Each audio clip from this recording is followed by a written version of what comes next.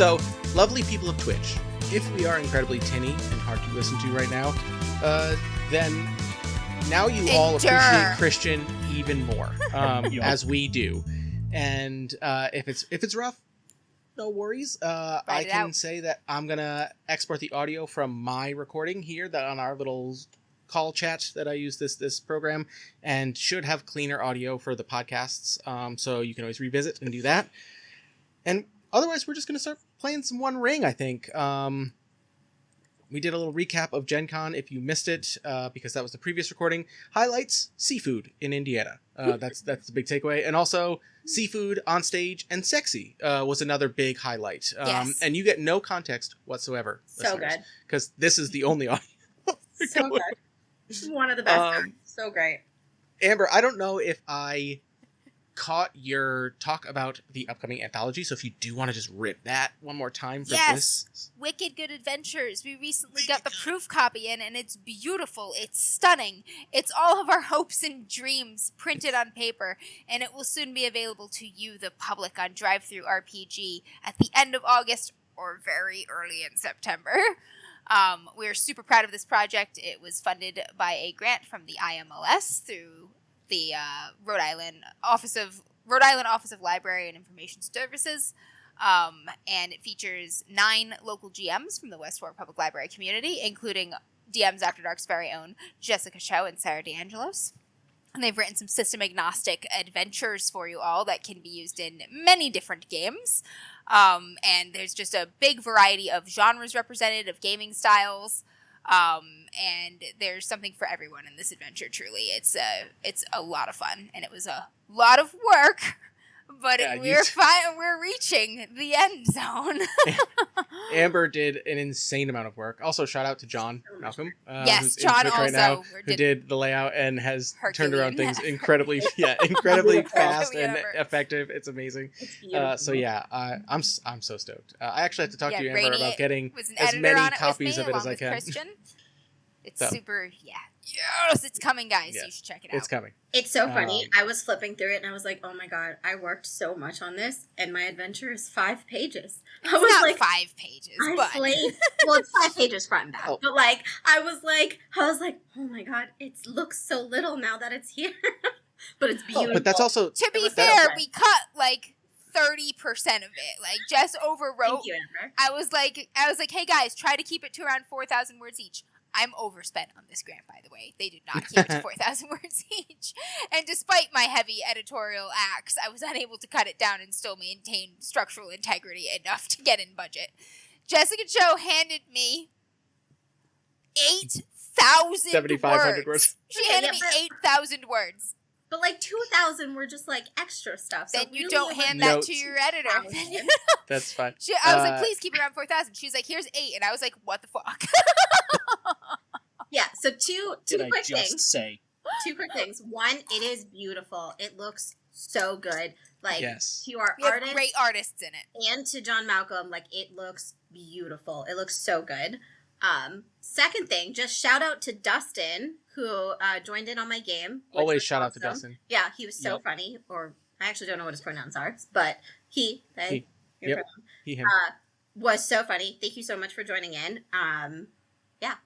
Yeah, immediately signed on and was like, Jess, is your computer plugged in? And I was like, oh my gosh, love it. It's gonna be one of those nights. Here's a true fan. Great. Yeah, I know. I'm excited to hear how all of the public playthroughs of them go, which is They're very going exciting. well so far. People are having a great time. I'm getting surveys back from the participants, and they're all really, really positive. People are really enjoying this. I think we're gonna get some new frequent flyers Patrons? in the RPG community out of it. It's pretty cool. It's making a great impression. Chris and I played in Lily's, and that was so much fun. Chris, I got to play in Lily's. Fun. So much fun. Chris, and Kent, not in the same game, but also played in. Oh my god! Arrow in the Knee. Arrow to the Knee, yeah. Arrow to the Knee. Oh yeah. And that was so much fun. Yeah. That was such a great game. That was Matt's game. That's Matt. Yes. Yeah. Matt wrote an amazing adventure, guys. It's great. Yeah, you're retired, aging, disabled adventurers in a rehabilitation facility, but things are not what they appear. It's great. As somebody who wrote a past your prime retired adventurers game, I get it. It's so much fun. I cried. He got me at one point. I cried. Oh yeah, no, like so. It's got a lot of heart. The way that he connected the characters and like he has like prompts for characters being played. Yeah. In my game, I could like the feelings were there for sure. Mm-hmm. The players, not so much. Well, but yeah, it's coming out. I'm very excited. I'm excited to have it. And all proceeds support the Westworld Public Library's RPG collection and programs, by the way. When you buy it, every penny goes to the library. We've already paid the writers and artists out of the grant. Everything else just supports more writing and RPG programs. Excellent. Yeah, and you've been doing such a good job with the program for so long. I'm very excited that this is finally something that the RPG program has like a physical product. The efforts of people who've been involved and invested and get to put out a scenario of their own. And, it's something that other people can get their hands on, play any game they own or want through many, many of these systems are super flexible. I know one of the ones that I edited, I talked to him a lot and I was like, we could run this in like 4 genres and like 20 games I can name right off the rip right now. Like I know for a fact. He's using TriStat for his public run of it. Ooh, which is an RPG I've never heard of. I was like, oh my god, that rarely occurs. I've never even heard of it. RPGs that I'm like, I don't know anything about this, but I've heard of it. Never even heard of TriStat. So I was looking at it. I was like, all right. Is it lighter? Because I do feel like he said it's much faster and lighter. Yeah, I think that 5e for the playtest was a little aggressive for the. We just didn't have enough time to run it. In 5e. Right, and but obviously, with combat and everything like that. So, anyway, it is 7:30. Do you guys want to? Do you guys want to just close your eyes and think of that rolling through the Shire moment of the beginning of Lord of the Rings, of just I wish we could use some of the music that would definitely get us sued. Sorry, and I got it in my head. Like we all know the song. We all know the music. You're seeing those rolling hills, and then what I'm going to need you to do, is if it's okay. Does everybody have their character sheets? I know I shared the PDFs. Those are in the RPG drive. You don't, Jess. Come on. I'm halfway through pulling it up. It's quite all right. No, Jess, you failed DMs After Dark. I'm too busy setting up stream and getting food. But so we are gonna be playing a session of the One Ring right now, which is for those of you listening, if you are big DMs After Dark fans and don't know about me because I faded into the background and distance years ago at this point. DMs After Dark. But I am a baby offshoot. I'm Rene. I have a podcast that is under the DMs After Dark umbrella, and I've been playing a solo series of The One Ring on my podcast for months now. I originally set it up to be 6 episodes. I was like, I'm gonna just dip my toe in. I was like, I don't know how much. Always how it is.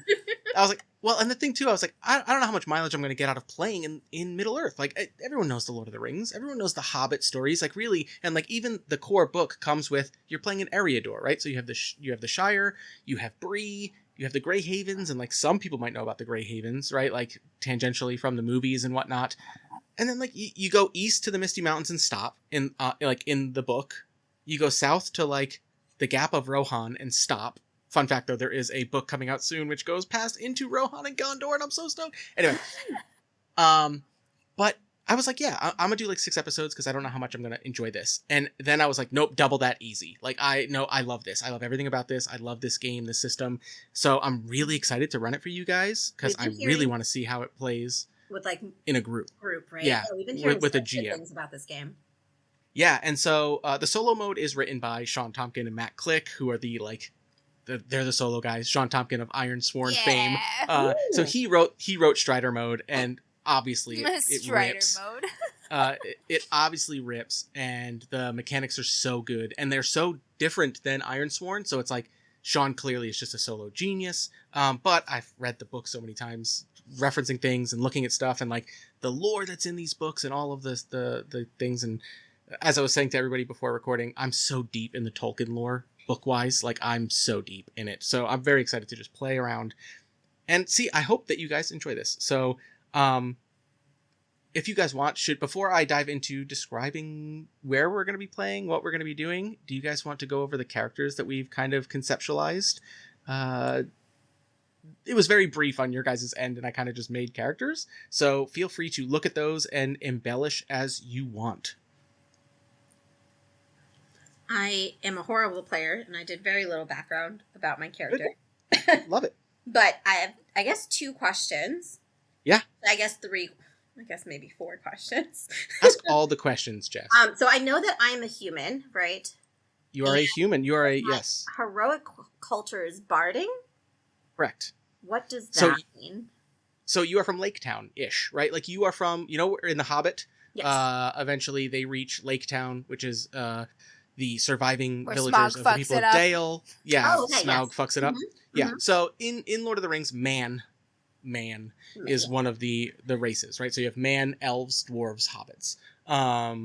So man is split up in the One Ring as basically where you're from, right? So bardings are from east of the Misty Mountains in that area near the Lonely Mountain. Gotcha. Then you have men of Bree, which are the people around the Prancing Pony and east of the Shire, northern Eriador. And then you have Rangers of the North, your Aragorn, Dunedain, descendants of Numenorians. Don't worry about the lore. You are a person from Lake Town. Okay. And you're rich. I am rich. You're rich. Holy And you're shit. rich, yeah. The people of that area are really rich because Bilbo and the dwarves were like, let's crack open the mountain, and like all this money that Smaug had, and the only people who were able to do any kind of business outside of the dwarves were those people of Lake Town. Okay, awesome. It says I am stout-hearted. Does that mean I'm short? Correct. No. Like brave, no. basically. You're hard to deter. Yes. Maybe. So, okay, yeah. You know You what? don't How about blink. this? As we go through the character sheets, you know what I'll do is I'll actually go through and explain how the character sheet works for you guys. Because again, I kind of built these characters, but I didn't think about the fact that I've been playing this game for months, and I would like to make it a little easier. So here goes. If you look at your character sheet, you are going to have your heroic culture, which is going to be, we have one of each. Everybody, we have Jess is our man, but you're our not. Man. Jess is our man. She's a man. She's. I'm like a captain, so actually I kind of, stereotypical. Yeah, you're the man, Jess. Yeah. Okay, listen. We have a hobbit, an elf, and a dwarf as well. So then you're gonna have your cultural blessing, which is based on your. What's that? It's our hobbit. Oh, Kent. Kent. Wow. Kent is our hobbit. Yes. I would have loved to have character when you just I would have loved for Kent to have been able to be like a Bjorn kind of character who can turn into a bear, but unfortunately he went fortunately he went hobbit, but I did not give him the option. So bardings, so every heroic culture has a cultural blessing. So it's a thing about the people. So Jess, yours as a barding is stout-hearted. It just says here bardings lived under the shadow of a great dragon for decades. You are not scared of stuff, is what that means. Okay. It is hard to scare you. Awesome. What that effectively means is if you look under your valor stat, it says your valor rolls are favored, which means that you're going to roll 2d12 and take the higher whenever you roll a valor check, because you are not easily daunted. All right? Okay. Awesome. So then you have your strength, heart, and wits. Those are your 3 main attributes. Mm-hmm. You can look, the big one is your TN, which is your target number. You're going to roll at least 1 D12, which is your feat die, and a number of D6s equal to the number of pips you have or ranks you have in any of the skills beneath it, and try and beat that target number whenever we roll for something. So lower is better? No, higher is better. Wait, so say that one more time? I have my so what is your strength TN, for example? My strength TN is 15. Right. So, and give me one of your stats, like athletics. What is your athletics? How many diamonds do you have filled in? 1? Yeah. So if I asked you to make an athletics roll, Jess, as your character, you'd roll a D12 plus 1 D6 for your athletics skill and try and beat a 15. So lower in the target number is better because it's easier to beat. Yes. Lower in the target number is better. Yeah. Sorry. Okay. Yeah. Gotcha. I was like, wait, like Rene, Amber. what are you saying? Amber, like your character, your wits TN is wicked low. Like I feel 13. Like it's at 13. Yeah, like it's insane. Like you are, and I actually could have made it a 12, but I decided to make you a little less bad at something else. I'm a librarian. Exactly right. So you will easily succeed on a lot of those. Like so that's how it's going to work. Is you're going to roll a d12 and a number of d6 to beat the TN. Okay, gotcha. Thank you. Same with your combat proficiencies. Combat proficiencies, you'll see what weapons you are proficient in, how many d6s you roll, and those use your strength TN. Okay. Gotcha. You have your gear beneath that. Don't really worry about anything else. I'll explain stuff as it comes up. I tried to write this one shot to be very just like teaching you the game, you know. But yeah, so everybody has a heroic culture and a cultural blessing. So yeah, you can look at those. I tried to, at some point, put them all in the character sheet somewhere. The exception to that, I believe, is Chris's dwarf, who has Redoubtable. And what that means is basically you treat armor like it's half as heavy. So, like, not a huge deal, right? Like, dwarves. Yeah, load me up in armor. We're going to go, you know, so. Gotcha. All right, so then we also have a patron and shadow path. Does everyone have that? Yes. Okay. So the way I wrote that, I just gave you the patron of the person you're going to meet very soon. Oh, okay. I don't have a patron. Oh, you don't have a patron? It should be Lady Nadine. Okay, so we all have the same one. Okay. But yeah, basically, and what that allows you to do, and I didn't find a place to put this on all your character sheets, so write this down or remember it, is that her fellowship ability is you guys can spend from your fellowship, but fellowship is a shared stat. So you guys have 4 or 5. I think you get 5 fellowship to start.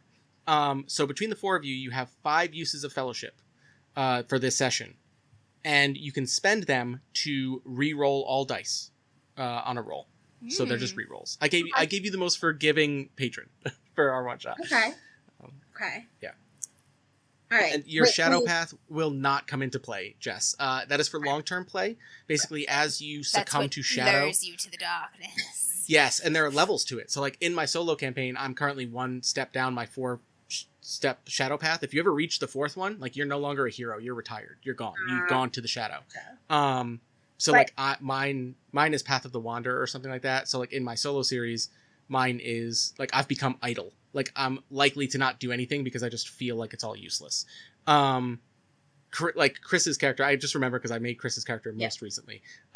Chris's is dragon sickness, which is just greed, right? Like, he's a treasure hunter. If he succumbs to shadow, he's just never gonna not be looking at all of his stuff, right? Like, that's, you know, so yeah.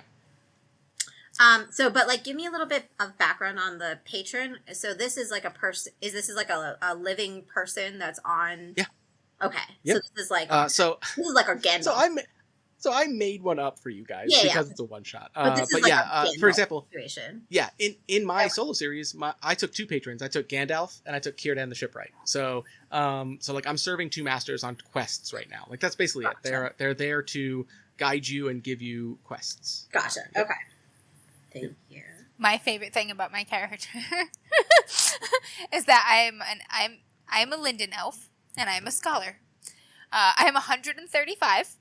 And in my bio, it says, centuries, plural, spent among the shelves and scrolls of the High King's library have left me worn down and feeling drained and as old as the earth itself. So I'm like a 23-year-old librarian who's been here for 300 years. And as a librarian, I feel that on a cellular level.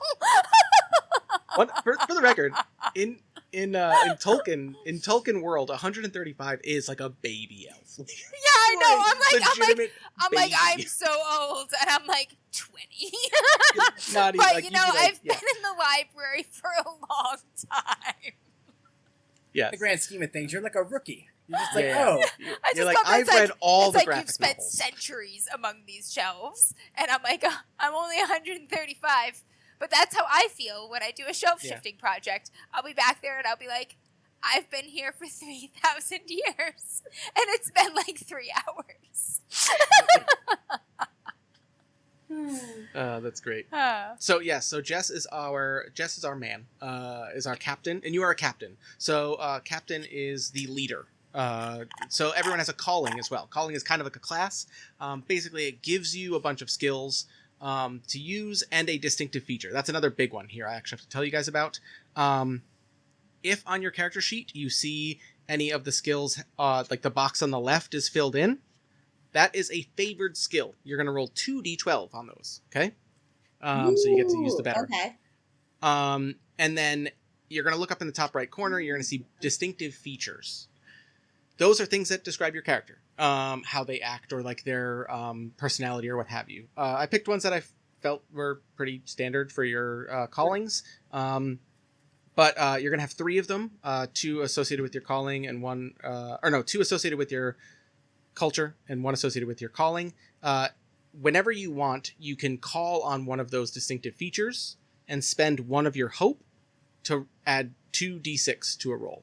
Oh, wow. Okay. Yep. You can always spend 1 hope to add 1d6, but if you can leverage any of those as relevant, you'll get plus 2d6 to the roll. Again, we'll get into the mechanics of it all shortly, but yeah.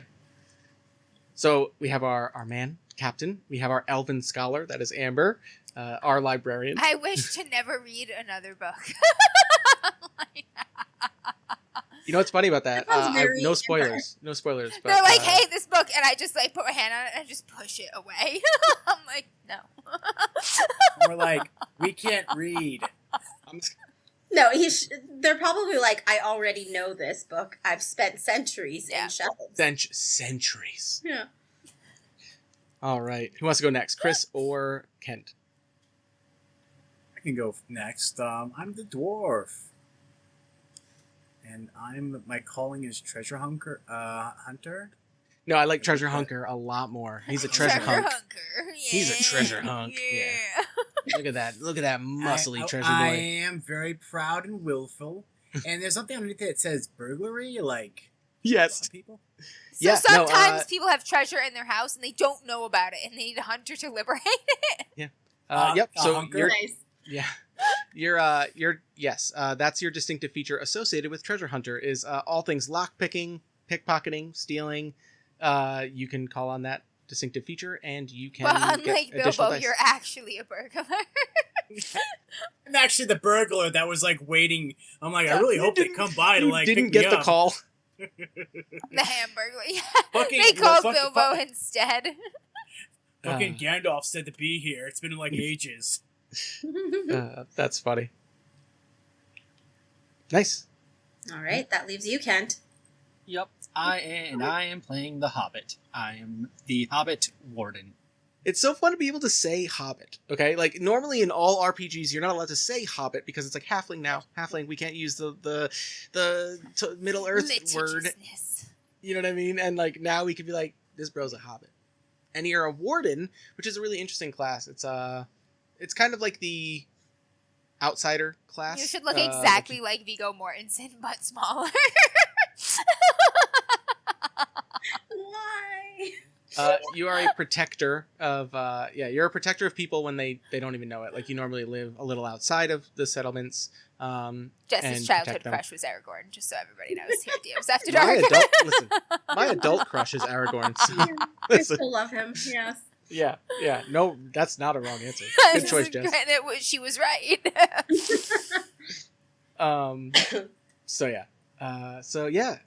Kent, that's fun. And I specifically remember yours, Kent. Your calling-based distinctive feature is shadow lore. Yes. Because you're constantly on the front lines, right? Like, seeing the shadow encroaching into these places and you're protecting people from it, right? Like, you are fighting those things. I think Amber's is like rhymes of lore or something like that, right? Like, it's one of my features. Yeah. Rhymes of lore. I don't do that your anymore. character has like your character has like a silly high riddle score, which is really funny. Like, I love that riddle is a skill in this game. Yep. Answer me fun. These riddles 3. Yeah.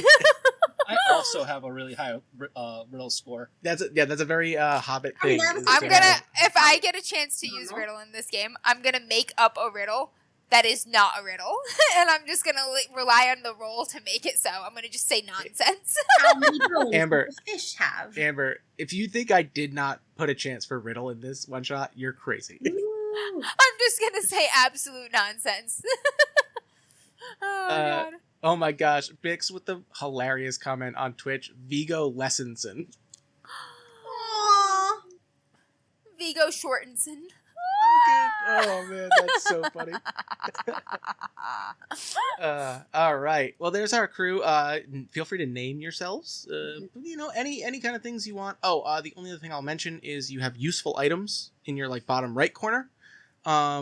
Those you can leverage like your distinctive features to basically give you 1d6 of an advantage on a roll if they're relevant. Yeah. So a lot of like the gear and like little details just basically be free d6s, which will help because I found that target numbers are not always easy to hit in this game. It's not. Okay. Yeah. So yeah, let's. You guys ready to dive in? Let's do it. All right. Again, close your eyes. Imagine the Shire. We're rolling over those beautiful, still not, despondent fields. We are in the green, lush fields of the Shire, and we're actually going to keep going west. You have an eagle's eye shot of Middle-earth. We see the four of you, our party, astride steeds and ponies, riding, except the eagle first flies over the Shire and is heading west towards the Grey Havens, where Círdan the shipwright builds the ships upon which the elves of Middle-earth will eventually depart to the Undying Lands. We're going to keep going west. We're going to bank around the southern end of the Blue Mountains, and we're going to go north, where another elven population still holds on. The fields and farms of this land around your destination as we see you approaching are well tended. They are productive. If not a bit colder because of the sea not far to the west, the western sea. The winds blow in the salty air. It is cool and crisp. And we see you riding. And in the distance, a steep solitary hill stands, atop which is Ostbrenjelin, domain of Lady Nadine. 8 towers surround a keep in the star symbol of Feanor, the ancestor of these elves.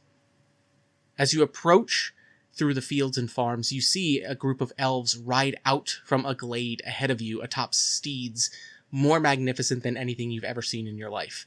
And they far outpace you as they ride towards Ostbrenjelin ahead of you. And this is where I'm going to give you all a moment to, if you want to talk about your character or anything like that. Otherwise, I'm going to call for the first roll. Does anybody have anything they want to say? For that... Yeah, sorry, Ken. I just want to say, Doc just gifted 10 subs. Oh my Doc, god! what on earth? Doc! So good. Amazing. Thank you so Or much, did any Doc. of the recipients one of us? What a G... And not me, for once. Yeah.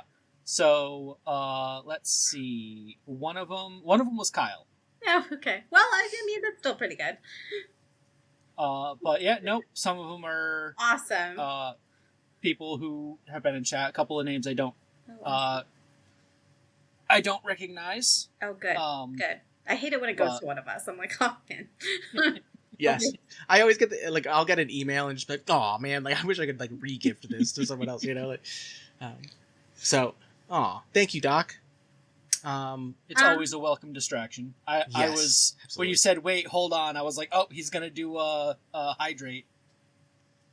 Right. Yeah, if I can just briefly describe my character a little bit. She's probably riding in the front on one of the horses or ponies. She's got long dark hair, average height. I don't know. She's just kind of commanding, also somewhat relaxed, but she's definitely leading the way. Yes. Anybody else? I am Fimberthil, and I'm an elf, and I am old. Are you? I insist that I am old, even though my peers keep telling me that I am but a child, and I am weary of this place, and I wish to leave it on this library. But they will not perhaps let me on the boat, because I am 20. You go to the Grey Havens all the time. You're like, Kierdan, I'm ready, and he's like, get out, yeah, get it, exactly. go away. That has happened. I'm like, I have been here for 4,300 years, and they're like, no. So I'm like, I'm done with these books, and I have an undercut. I tired of this, and I was like, you know what, nothing matters, and I've like shaved part of my head. So I'm going through my midlife crisis at the ripe old age of 135. It's early life crisis. Like, no, it's not a phase, Mom. Yes, Amber's in the it's not a phase. Because visitors keep culture. coming to the library and they keep insisting on reshelving the books when I tell them to leave them on the carts so I can shelve them, and then they shelve them in the wrong place, and then somebody shelves their book according to a misshelved book, and then that book is in the wrong place. And I always reshelve my book. You just can't. I'm supposed to? I always reshelve my book. So I have joined this fellowship because I am tired of reading about things, and I'm going to see things instead for a while. And perhaps after this journey takes its toll upon my immortal soul, they will let me on the boat. But we will see. We will see. I love it. So yes, right. Timeless beauty, fair, blonde hair, undercut. Just undercut. The only elf in the world with an undercut, maybe. Excellent. Are you playing a man elf or a woman elf or a neither elf? I am a woman, but Nether mostly elf. what I am is old in my soul. I love it. All right. Great. Jess, do you have a name yet for your character? Oh, yes. Her name is Delia. Dellia? Delia. Yes, just one L. Okay. Yeah. I heard it recently, and I don't remember where I heard it from, but I heard it recently, yes. And astride our ponies are shorter of the two. Yes. I'll go next. The ponies are like, why do you have to put them on me just because I'm a smaller horse and they're a smaller person? You could put them on a bigger horse and the big horse won't even break a sweat. He'd be having a great time. Meanwhile, I am laboring proportionately for no fucking reason. we see a pony that is struggling underneath the treasure hunker that is. I'm just kidding. And yeah, he's short, but he's fucking dense, okay? Yeah, I was going to say, he's probably like an average weight. He probably weighs the most out of all of us. Well, it's like I got stuff with me. And pretty much like as I'm here, like you guys got me in the back because I like to smoke. And apparently when I smoke in the front, all the smoke goes back and it hits you guys. That's also another reason why you guys don't want me on the big horses because then it hits your face if I'm on the smaller horses. Mm. But I don't give you my real name. I just say you can call me Goose. Oh, and I'm here for a job. Yes. Like That's awesome. I'm here to get some money. And here I am. You know, I don't think really we're going to... Some of you might not live, and that's how it is sometimes, you know? But we're not going to try for that, right? Goose? Goose is so good. What do you mean? I mean, we got to do a job. Yeah, and we're going to try and all live. But we have a job.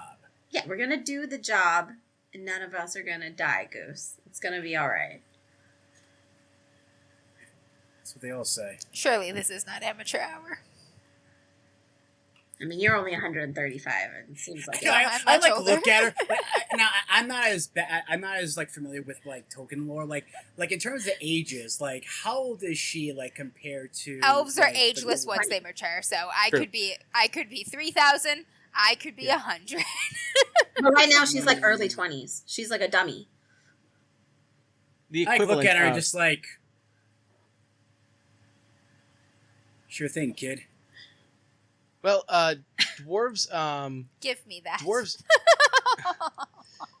Dwarves and elves do have a little bit of a history where very few dwarves have let elves in. Again, Celeborn being one of them, and Celebrimbor being ones that dwarves do let in. But because they make stuff and they respect their makery. Right. And then sometimes they make stuff and the dwarves are like, I do not like how you did this, so you can get out. And that leaves us our halfling. I could say hobbit. Yeah. Hobbits. I am playing the Hobbit Remy.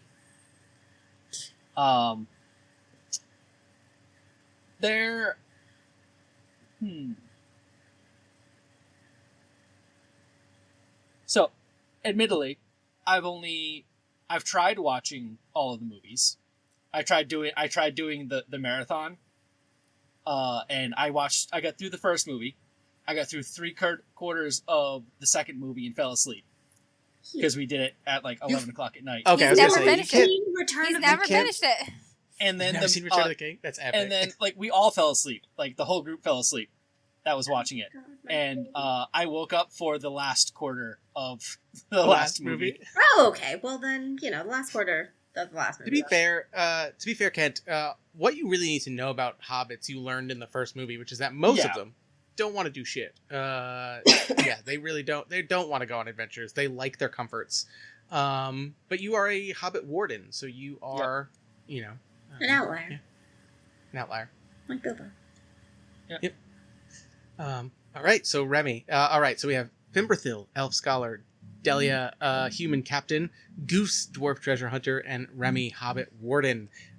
We see you all approaching, knowing that other elves have probably foretold your arrival at Ostbrunjeln as you approach this. Through opportunities and allies, you've heard tale that the elves of Ostbrunjeln are currently looking for help from the outside specifically. Which is rare, and maybe even more rare that the four of you are traveling together as a fellowship of such mixed cultures here. But it seems like something that, like Goose said, you got a job, you're going to do the job, you guys are going to get something, works out for everybody. What happens, happens, right? So maybe that's the relationship you guys have. We can explore that more as we play. But I'm going to go ahead and ask you all to go ahead and give me the first roll of the game. I'm going to show you how it feels to roll the dice in One Ring. We do have to make a decision, though. As I said, there are D12s and D6s. Now, I could show you my dice for your audio listeners. Sorry. But so there are like official dice for the One Ring, and one of the pips is a Gandalf rune, and one of the pips is an Eye of Sauron. Okay? And the other numbers are 1 through 10. So I vote that if you roll an 11, we're going to call it Snake Eyes, that's the Eye of Sauron. So not a 1, just an 11? Sauron is 1? Because 1 through 10 are the normal results, right? Okay. And then there's an Eye of Sauron and a Gandalf. So 11 and 12. You guys can tell me. Yeah, so I would say like 11 and 12. Okay, 11 and 12. Let's do that. Yeah, and then 11 1 through 10 because are it slits like a snake's eye, like a Sauron eye slits. Yeah. Okay. Yeah. And then 12 will be a Gandalf rune. Okay. Now, if you get a Gandalf rune, it's an automatic success, no matter what the target number is. If you get an Eye of Sauron, it is not an automatic failure, but it counts as 0. And it usually does come. And it usually does come with like eye awareness. Basically, like you've caught the attention of a servant of shadow kind of thing. We're not going to play much into that for this one shot, but in long-term play, you do accumulate eye awareness, and eventually there's a moment where like it finds you, it catches you, which is really fun. I just had my first one in my solo series. Really and then every time you roll your d6s, if you roll a 6, you get a special success, and I will share with you that table if I can. So yeah. So let's go ahead and roll. This is going to be a lore roll. So lore roll. Lore roll. Okay. So Amber's character is. What does it mean if you have your box checked on that? That's an additional D6. Additional D6. No. Nope. If you have the box checked to the left of it, you're favored. You roll 2d12 and take the better. Not the diamonds. Gotcha. Yep. Oh God, I'm rolling so many dice. Yes. Yes. I know everything. Oh God, I rolled so many ones. Aha! You know nothing. I still beat my target number. It's only 1, correct? That you roll or 2. What's that? What? It's 1d12. So I have. Yes. So like I'm looking at the dots and to the right of it. The diamond says of lore. Yeah, and the diamonds. I have 1 dot there. So that's a D. Yep. Just roll 1 dice. You roll 1d12 plus 1d6. Yep. I failed. I know nothing as well. I nailed it. I know everything. I know too much, actually. And you're trying to get the D12 above the D6. No, you're trying to meet your number above, so your target number. Yep. So you add them together. You add all the dice you roll together. So, like, for example, Amber probably just rolled 2d12 and 3d6. I sure did. So just gets to add up the better of the d12s and all the d6 and just try to beat the TN. For lore is wits. So whatever your wits TN is. Okay, so I'm looking to beat it. So I rolled a 7 and then a 5 at d6, and TN for wits was... So you got a 12. 14. So you did not get it. So I didn't get it. So you fail. Yep. And how about Remy? I did roll a 12 on my d12. Wonderful. Excellent. But I also did make the target number as well. Excellent. So, all right. So in that case, did you get any 6s, Amber? I did not. Okay. Except on the d12. Okay. That does not count. So in that case, you know what? I really like using the tables. So, Kent, roll me another d12 real quick. The solo rules rule. So I'm just going to go ahead and have him roll an additional d12 for a Gandalf rune success. Basically just gives you like a little bit of insight as to maybe why or like the advantage that you'd be getting. It makes sense for Amber's character to know about these elves, okay? It makes all the sense in the world for Amber's character to be like, yes, let me tell you about the elves of Forlindon. And tell me what you get, Ken. I got a 5. A 5. So for a fortune table, this says enemies run afoul of danger. So that would mean that, I like, the way I would interpret that is that, like, this place seems really safe. Like, really, like, you're approaching here going, why are these people in need of help? Look at this fortified battlements. Yeah, I mean, like, 8 towers arrayed in a star. You're looking at it like these farm fields are productive. There's no, like, you know, danger. Not even any places for people to move in undercover. You just see enemies coming for miles. It's open. I mean, these are elves we're talking about. Like, they have eyes that can see them taking the hobbits to Isengard. But Amber, your character Fimbrethel, would be able to maybe explain why. And it's because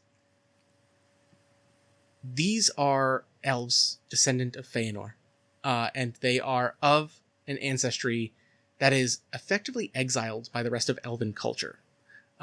Their ancestors, their family members, turned on other elves. They are traitors. They killed other elves in a great conflict, in a great disagreement. They're the get of traitors. Right, but they wear that, and they carry that. And to this day, they really do not try and recapitulate themselves into greater elven society. They are north of Lindon and north of Círdan, who is accepting of them and will usher them on boats to the Undying Lands. No. But something has to the wider world of Middle Earth, the elves of, say, Lothlorien and the Mirkwood, they have a history. They have an indelible smudge upon their lineage. So that is what you know, and you can share this if you would like as you approach.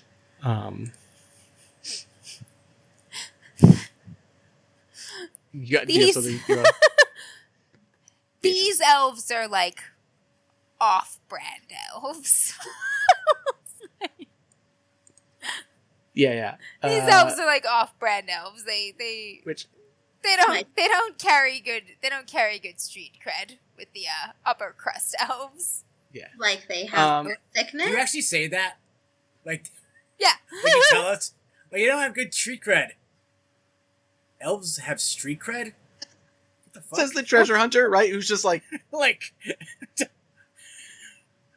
What, have you not heard of the cred down on the street? You're referencing I have not old heard language. the shred down the street of the elves. Here, I thought you were professional. Okay, well, Thimberthal, tell us a little Just bit. realistic. Tell us a little bit more. What does that mean? What implication is that to us? Well, they're descendants of a famous traitor to our kind. The neighbors are a little bit more accepting than the elves a bit farther off. Honestly, implications for you. Maybe they'll be a little more accepting of this. And I just gesture to all of them, and everything that they're wearing, and everything. You're playing your haughty elf self so well, Amber. Perhaps they'll be a little more accepting of. Well, you do realize you're a part of this fellowship, Thimberthil. You're shaved riding half along with us as well. I shaved half of my head. Yes, I'm aware. And that may be a very valid point as to why they are asking for help from without, right? If it's something that they themselves cannot handle, they do not have the benefit of calling upon other elf lords to come help them with their problems. They don't have the street cred, if you will. So they've asked for help. And even if they were to receive help from some of the more noble cousins farther off, they'll for sure complain about it for the next several thousand years and hold it over their heads and bring it up at every family gathering and incident. Do you know why they betrayed the other elves? Oh, they didn't. Great granddaddy did. Well, do you know why great granddaddy did? If you, you rolled above your lore. This is ancient, like past ages level of. There was I want to say this was about the Noldor, Huron split. Like it's basically it is ancient history. Yeah, even if you can't recall, what I'm trying to understand is, are these folks who like have a chip on their shoulder and pride themselves on being like betrayers, or do they feel outcasted and would like help? Like, I guess what is the cultural downstream effect of where they are now is what I'm trying to understand, if that helps. You won't notice anything different. Okay. Also incredibly valid. So wait, so like, why does everybody hate them? Is it just because you guys don't? No, not everyone. Just some elves. Just all. Honestly, more themselves than any other elves, right? Like, if anything, they are. You fuckers need to get yourselves figured out or something. Yeah. Yep. You know, I've been saying the same thing, but they won't let me on the boat. Right. As Bick says in Twitch chat, Feanor did create the Silmarils, right? So he created these 3 marvelous jewels that Melkor Morgoth eventually coveted so much that it caused... He stole them, caused a whole war, and these elves, I want to say, like, there was eventually like a centuries-long siege. To not bore you all with the actual Middle-earth lore of it all, there was like a faction of Feanor's kind who were basically battle-hungry to go get them, and like very few of them did, and then they made a decision to do it, and it caused more bloodshed than necessary. There was infighting, basically. So basically, great granddaddy made the best rocks, but he only made 3 of them. Yeah, and Bad Daddy got him, right? And Bad Daddy got him. All right, so and actually, Jess, I'm like that cool history teacher. I'm like, hey kids, we're gonna learn about history. I love that. Trying to relate everything in modern terms, right? Yeah. Which in modern Middle Earth is really weird, right? Because like nobody even knows what the hell's going on anywhere, anytime. So anyway, and Jess, to your point, I think that your character's head is in a very good spot, though, because you're like, okay, like what are we going to be dealing with here? As the captain, as somebody who's probably going to be negotiating on our behalf for this job. Yes. What are we looking at here? Yeah. You will notice very little difference, if any at all. Perhaps they will be a little more open-minded, easier for you to get on with than Okay. So this some of our kin farther east, south. Okay. Both, yeah. Thank you, Thimberthil. And I think on cue, that's perfect. You're like, you're not going to notice a difference. Maybe they'll be a little more welcoming. And that is when like you guys have like arrived. You've stabled your horses and ponies, and there is like people. There are elves who welcome you and say like, oh, like you're here for Lady Nadine's requests her summons for help from the outside. They're like, of course. And they're like bringing you up, and like they bring you through this star door. Like they bring you through this like incredibly beautiful entrance hall here in Ostspringelen, and you can see that like the towers, there's like an outer road, and then like into this thing that's like a locked bailey and all this stuff, and they walk you in, and like you get escorted all the way. And just because I think this is funny, you guys are shown in to like the meeting hall of Lady Nadine.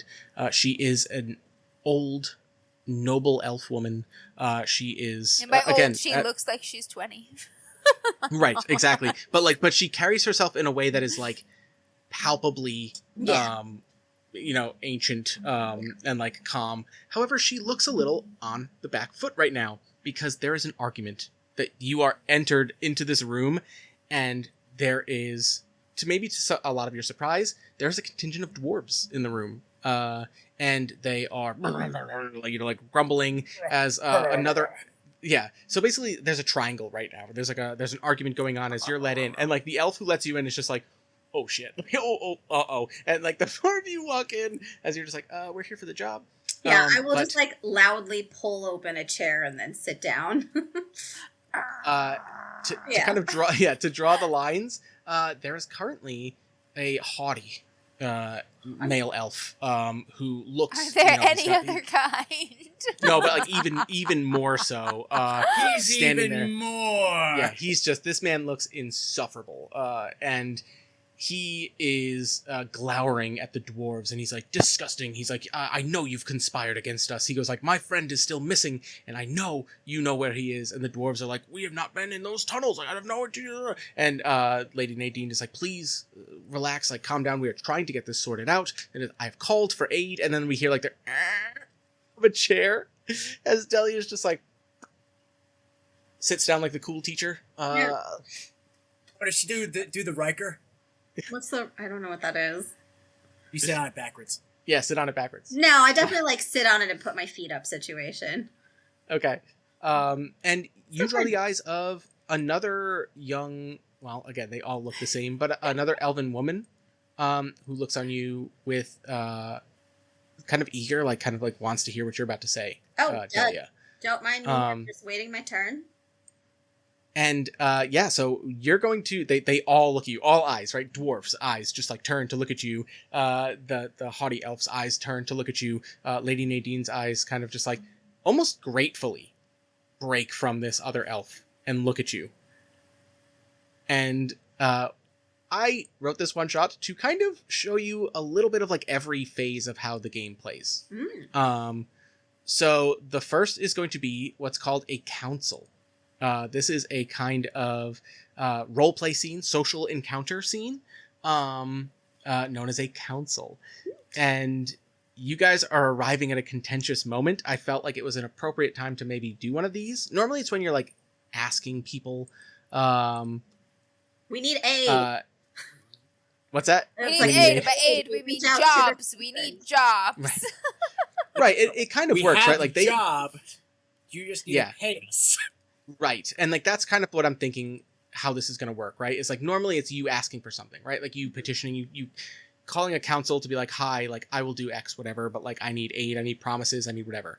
This is her having asked for help, but you're showing up and it seems like they're not really in a place to get this problem solved. Maybe you are the answer, but you need to basically sell yourselves on it. So let me get the book here. We're going to go into a council. I know we've just met all of your characters. You have all just met your characters. You're not entirely sure who you are, what you stand for. But now you get to inhabit these characters and think about maybe what matters to you all. In a council, it kind of works like a skill challenge from other games, if you will. Basically, we're going to set a resistance, a number of successes you need to make, within a timeline, so a number of rolls you're going to get, and then you get to do these interactions, which are the rolls.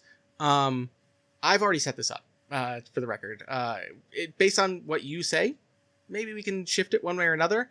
In general, if you're making a reasonable request, it's like 3, right? It's around 3 successes. A bold request would be 6, and an outrageous request, you being like, we'll solve your problems at the low cost of like your family's greatest heirloom. They'd be like, you can go fuck yourself. You know what I mean? Like this 3,000-year-old blade or whatever. I think you guys are in the middle of reasonable and bold, and you'll see why. I've currently set it to just under bold. And then you are going to make an introduction, and like that might shift this around a little bit, okay? Jess, I am going to, I think, nominate Delia to do this. You creaked the chair, you sat down, you are the captain, and you are going to present yourself. Honestly, it's me or Goose. Goose is also pretty good at this, I feel like, too. But continue. Yeah, seeing that they're in conflict at the moment with dwarves, maybe you feel like, hi, I'm neutral here, right?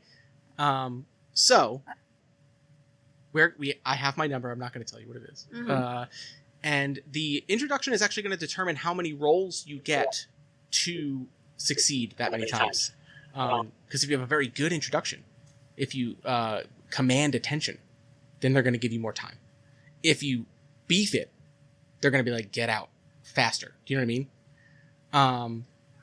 So you are going to present yourself and determine how to basically pitch yourself. You can choose a skill roll.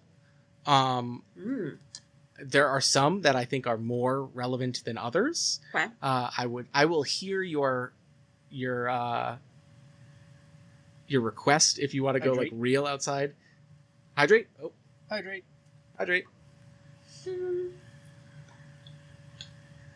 think it's more later.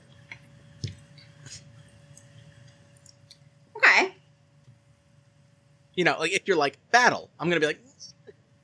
No, all right. No, I think I've got this. I've got a pretty high persuade. So I will be using persuade. Yes. I mean, it's pretty plain and simple, right? I'm Delia. I'm the captain here of this small fellowship group here. We are a team of experts. You say that your friend has gone missing. You give us the details, and we will go find them for a reasonable price. Ooh, I love this. And so you are targeting and fame, like who seems to be like the aggressor here. Yes. Even more so than the lady, right? Like you're saying this to all, but I think that like what you even just said was like, oh, your friend's missing. We got this to like maybe like shut him up a little bit. Yeah, exactly. To kind of calm. I love this. Yeah. Yes, that's wonderful. Go ahead and roll. And you know what? I'm gonna give you a bonus die on this if you want. Remember, you can always spend a hope and use one of your distinctive features if it's relevant here.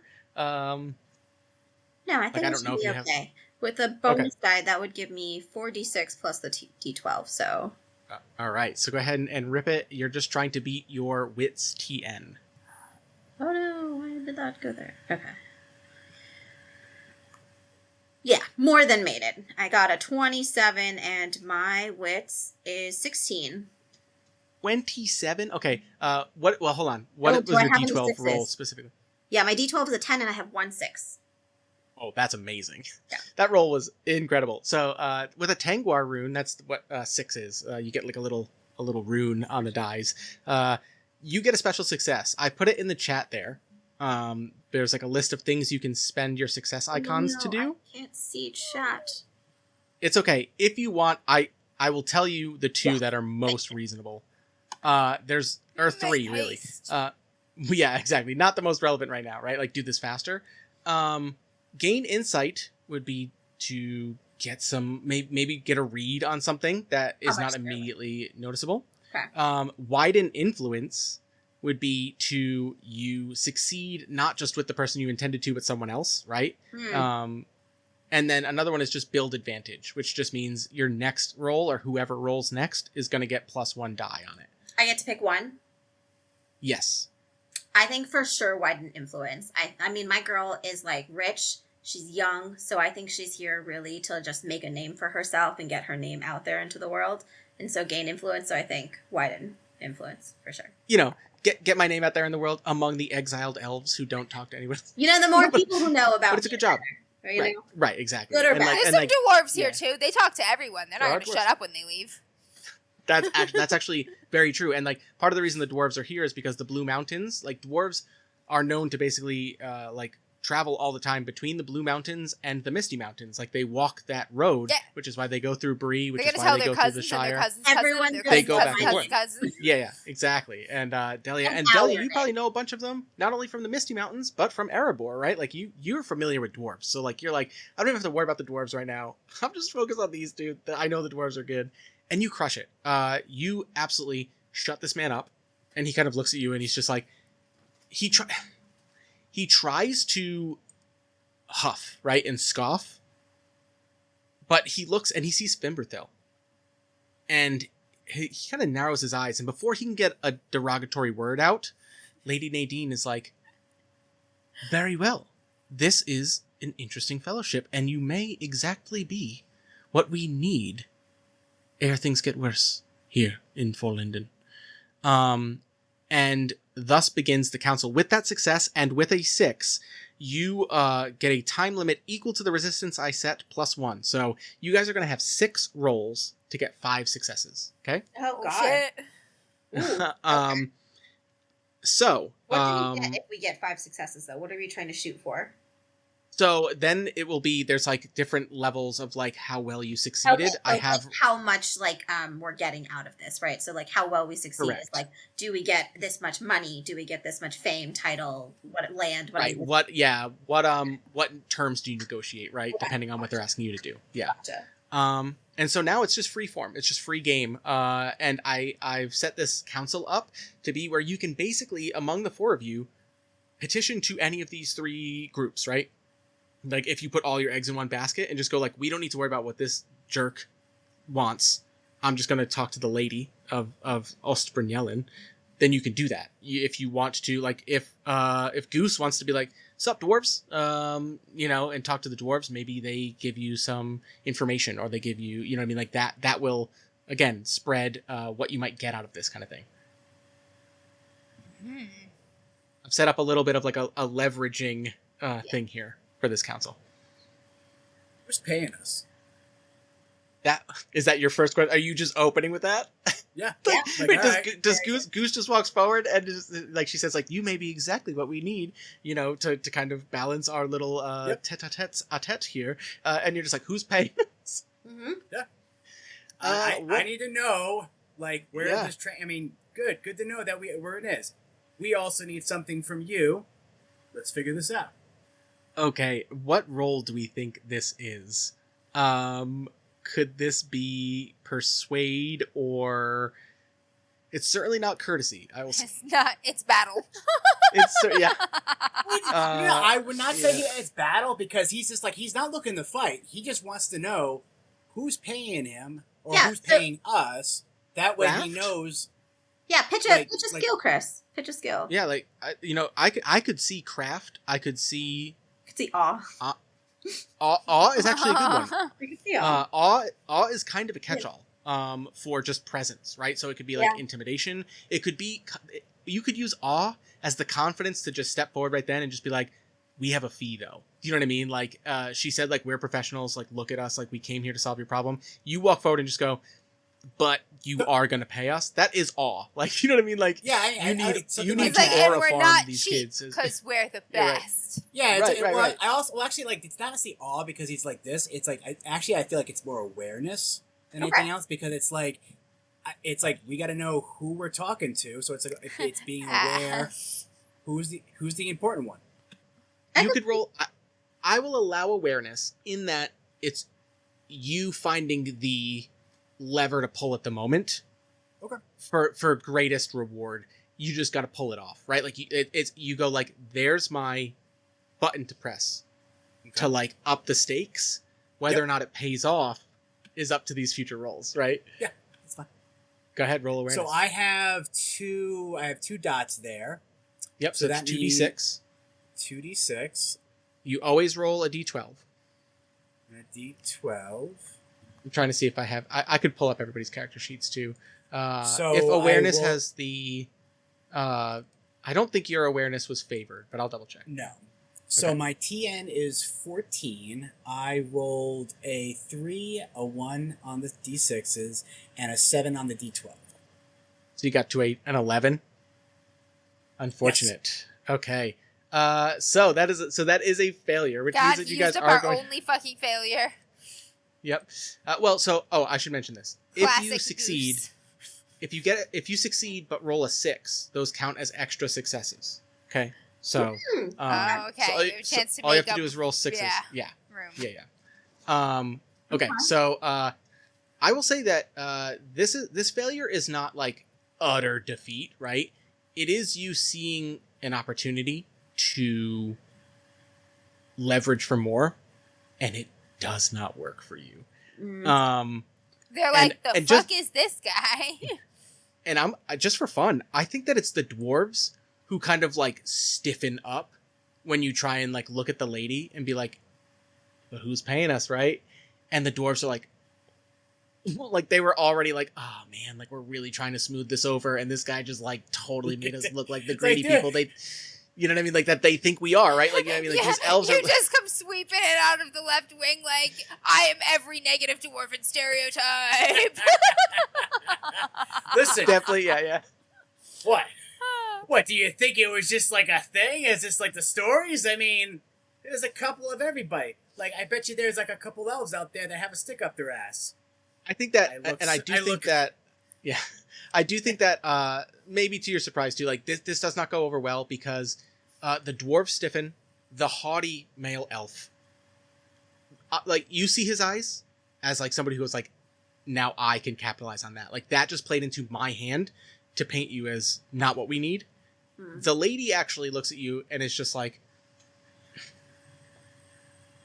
I know I have to pay, right? But like, you know, all right. So who's going to step forward and try and salvage this? My lady. Oh, Fimberthil, as a fellow elder. Yes. I'm wise. He looks at you and says, "What is it, child?" No, I'm a quiet boy to the other one. Ooh, okay. Like, my lady, do you actually say that? No, I'm joking with that. Okay. I say, my lady, perhaps if we could get a quick update on the situation and who the missing friend is, where they were last seen, some pertinent information. We may even be able to provide some insight and expertise here before more involved measures are taken. Yes, tell us if it will be grand, dangerous. I love that. Noteworthy. Delia, I know that this is Fimberthil's role, but when you do chime in with that additional thing, like, ooh, like what glory are we talking here? Again, that younger elven woman is like looking at you like, yes, like, yes, like I too need to know what kind of glory we're talking here. Like you have her full attention. What do you think this is, Amber, as you're asking for information? I am... Insight or... Insight. I can see insight. Or explore. Courtesy. Explore, yeah. If you want to leverage it in the terms of what we may come up against, let's you could do riddle. courtesy. I'm trying to come off the back rope here with our friend's rude faux pas here by addressing the lady as such and asking. Do you have any distinctive features that may play into? I am lordly. There you go. Really? I think that yeah. So if you reduce with my undercut. Again, it's you know. I can just turn that shit on after these centuries. Well, and also, I mean, these elves have been not in contact, presumably, with other elves. So, like, you coming in and these are mongrel elves. Even me, it's just like right in. So if you spend a hope, you can get 2d6 added to this roll for being lordly by petitioning. How much hope do I have? I have 13. Yeah, fuck yeah, spend. Oh yeah, I actually gave you more hope because elves very slowly regain hope. Again, like we were talking about earlier, like they can't let go of things. So in the game, I love that mechanically, the rules for regaining hope. Everyone else regains a ton of hope every time they rest. Elves regain 1. Yeah, that's me. I'm weary of this world. I I've got a 17, and that is my target number. Wow. That's like the highest target number you could look for. And was there a 6 in any of those? Nope. Okay, so 1 success, 1 failure at the moment. But you managed to regain the ground and step forward. And again, right when that male elf was ready to like chime in, and like you could tell he was like, he's about to. I wait till he's about to speak. I'm like, my lady. Yeah. Because it's you have a feeling that it's because it's you he's letting you talk. He looks at the others, and he looks at the other members of your fellowship like he's looking down at them big time. Of course. He like does not want to let them talk, and will undercut their potential because they're not elves. Look at us. We're perfect. Do you know what I mean? But okay. And you asked for information. She says, yes. Well, unfortunately, our blood. How do I say his name? Our blood. Okay, everybody. I'm gonna rename this guy real quick. No wonder he's so grumpy. Our blood. Hey, blood. Yeah. We're gonna call him Arby. Arby's. No. Hey, Arby's. Hey, Arby's. King of the meats. I was just gonna say. Our blood here and his friends recently went on an expedition into the Blue Mountains, during which he was the lone return, the only one, the sole returning elf. He claims they were ambushed by creatures of shadow. He's unsure if they were orcs or otherwise it was dark and they were caught off guard. He escaped with his life and returned here to find, and he says, like, the fine dwarves of Copper Hall here, whom he has... And she looks at him and then looks at the dwarves and says, like, I believe unfairly blamed for this. For no reason. Right. Well, and she says... of placement. Well, and she says it is because they attempted to use a gap, use a mine tunnel long abandoned by the dwarves, which cut through the northern Blue Mountains, which would save our people much time traversing the Blue Mountains as opposed to going south into Linden and the Grey Havens and east from there. So he believes the dwarves are still in those mines, but our dwarven friends here say that they have not. So. Why did you go into the Blue Mountains in the first place? Why were you there? Okay, you're hopping in and you're going to ask this question? Yeah. Our blood looks at you and he just says, like, elves lived in glorious mines and caves long before your kind ever walked this earth. Long before dwarves came out of their holes. We lived in the glittering caves. We lived in Nargothrond and other wonderful places of endless wonder. So the mines are not. He says, like, he says, like, the mines are not the domain only of the dwarves. We seek our own places, and to reclaim a place like this, to reclaim a passage, is something that our people desperately need to do. And he looks at the lady. He says, we cannot self-exile ourselves here any longer. We must reclaim our honor. Oh, so he's from here. He is. Okay.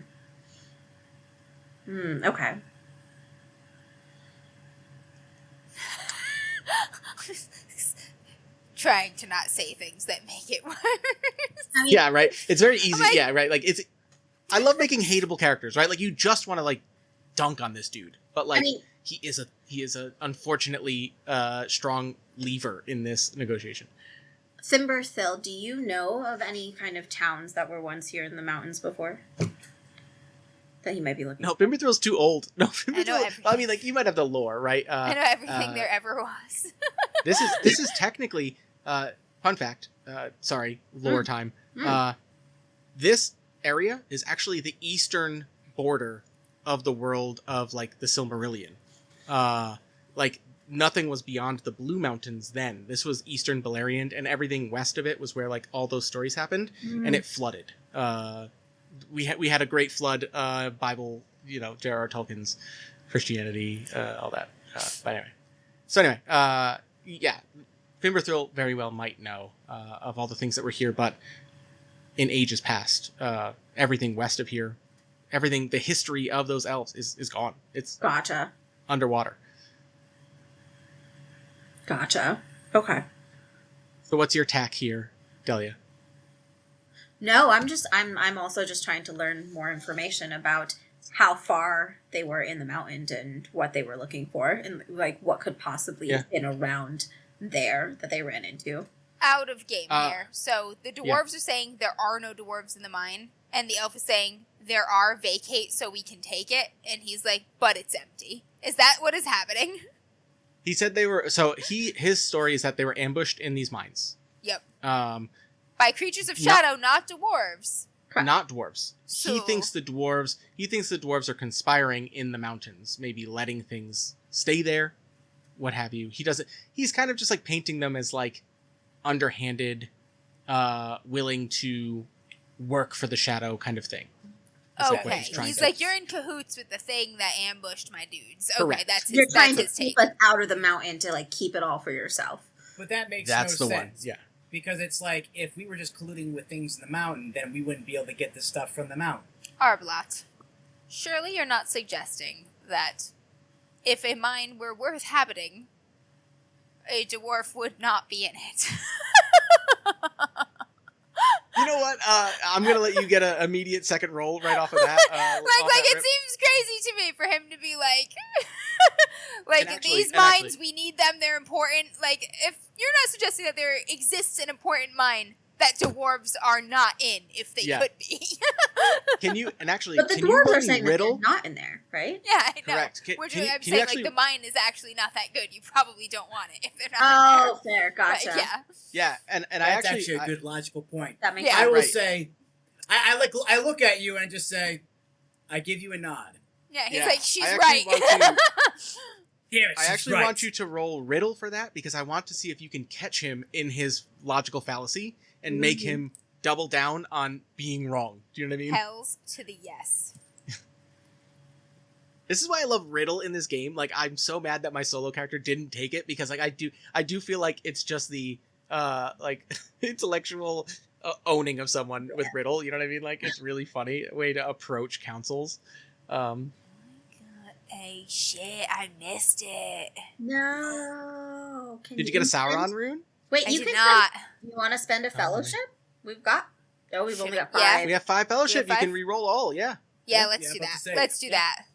Yeah. Those I was gonna say that with was a 13. bad. That was a bad roll. Those don't refresh though, right? We've only got 5 for the whole game. Correct. Okay. 5 for the whole one shot. Use the power of Exactly. friendship. Let's watch it. I hit the 13. No special runes or sixes or anything. Okay. Sounds good. So you get a 13, which I think means you succeed. And so we're at 2 and 1. And he does say something along the lines of like, like they are not in these mines. They are simply, barring our exit from he does start to fumble over his words and yes, these loses very it a little bit. important mines that dwarves are not in. I would ask Remy or I guess Jess, your character has not rolled technically during the council. You opened the council, but if so Remy or Delia, if you want to. I'll let Remy go first. I started it off. Okay. Yeah, what's Remy standing there? The smallest amount, easy to overlook. He's a warden. He's in the corner in the shadow. Unless you want to go last, Kent. Your call. So I was thinking of trying to hit a spot where it could be just like, it's like, oh yeah, like, well, like, we need to like investigate these mines kind of thing where it's just like, it's like, oh well, if we need someone to be like sneaky around, I would just kind of like, I would want to roll stealth to kind of showcase how stealthy I can be. Yes, do it. You like step out from underneath the elf man's robes, like, ha-ha! Yeah. And Guarded it's just or like, not, creature shadow or no, there is no mine I cannot penetrate.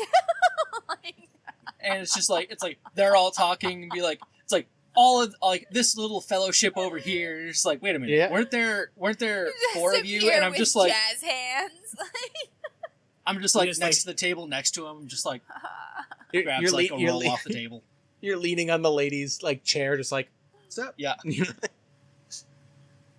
Yeah. I love it. Use stealth to just again change the attention, like, right, like you're showing your capability, right? Things that might be valuable.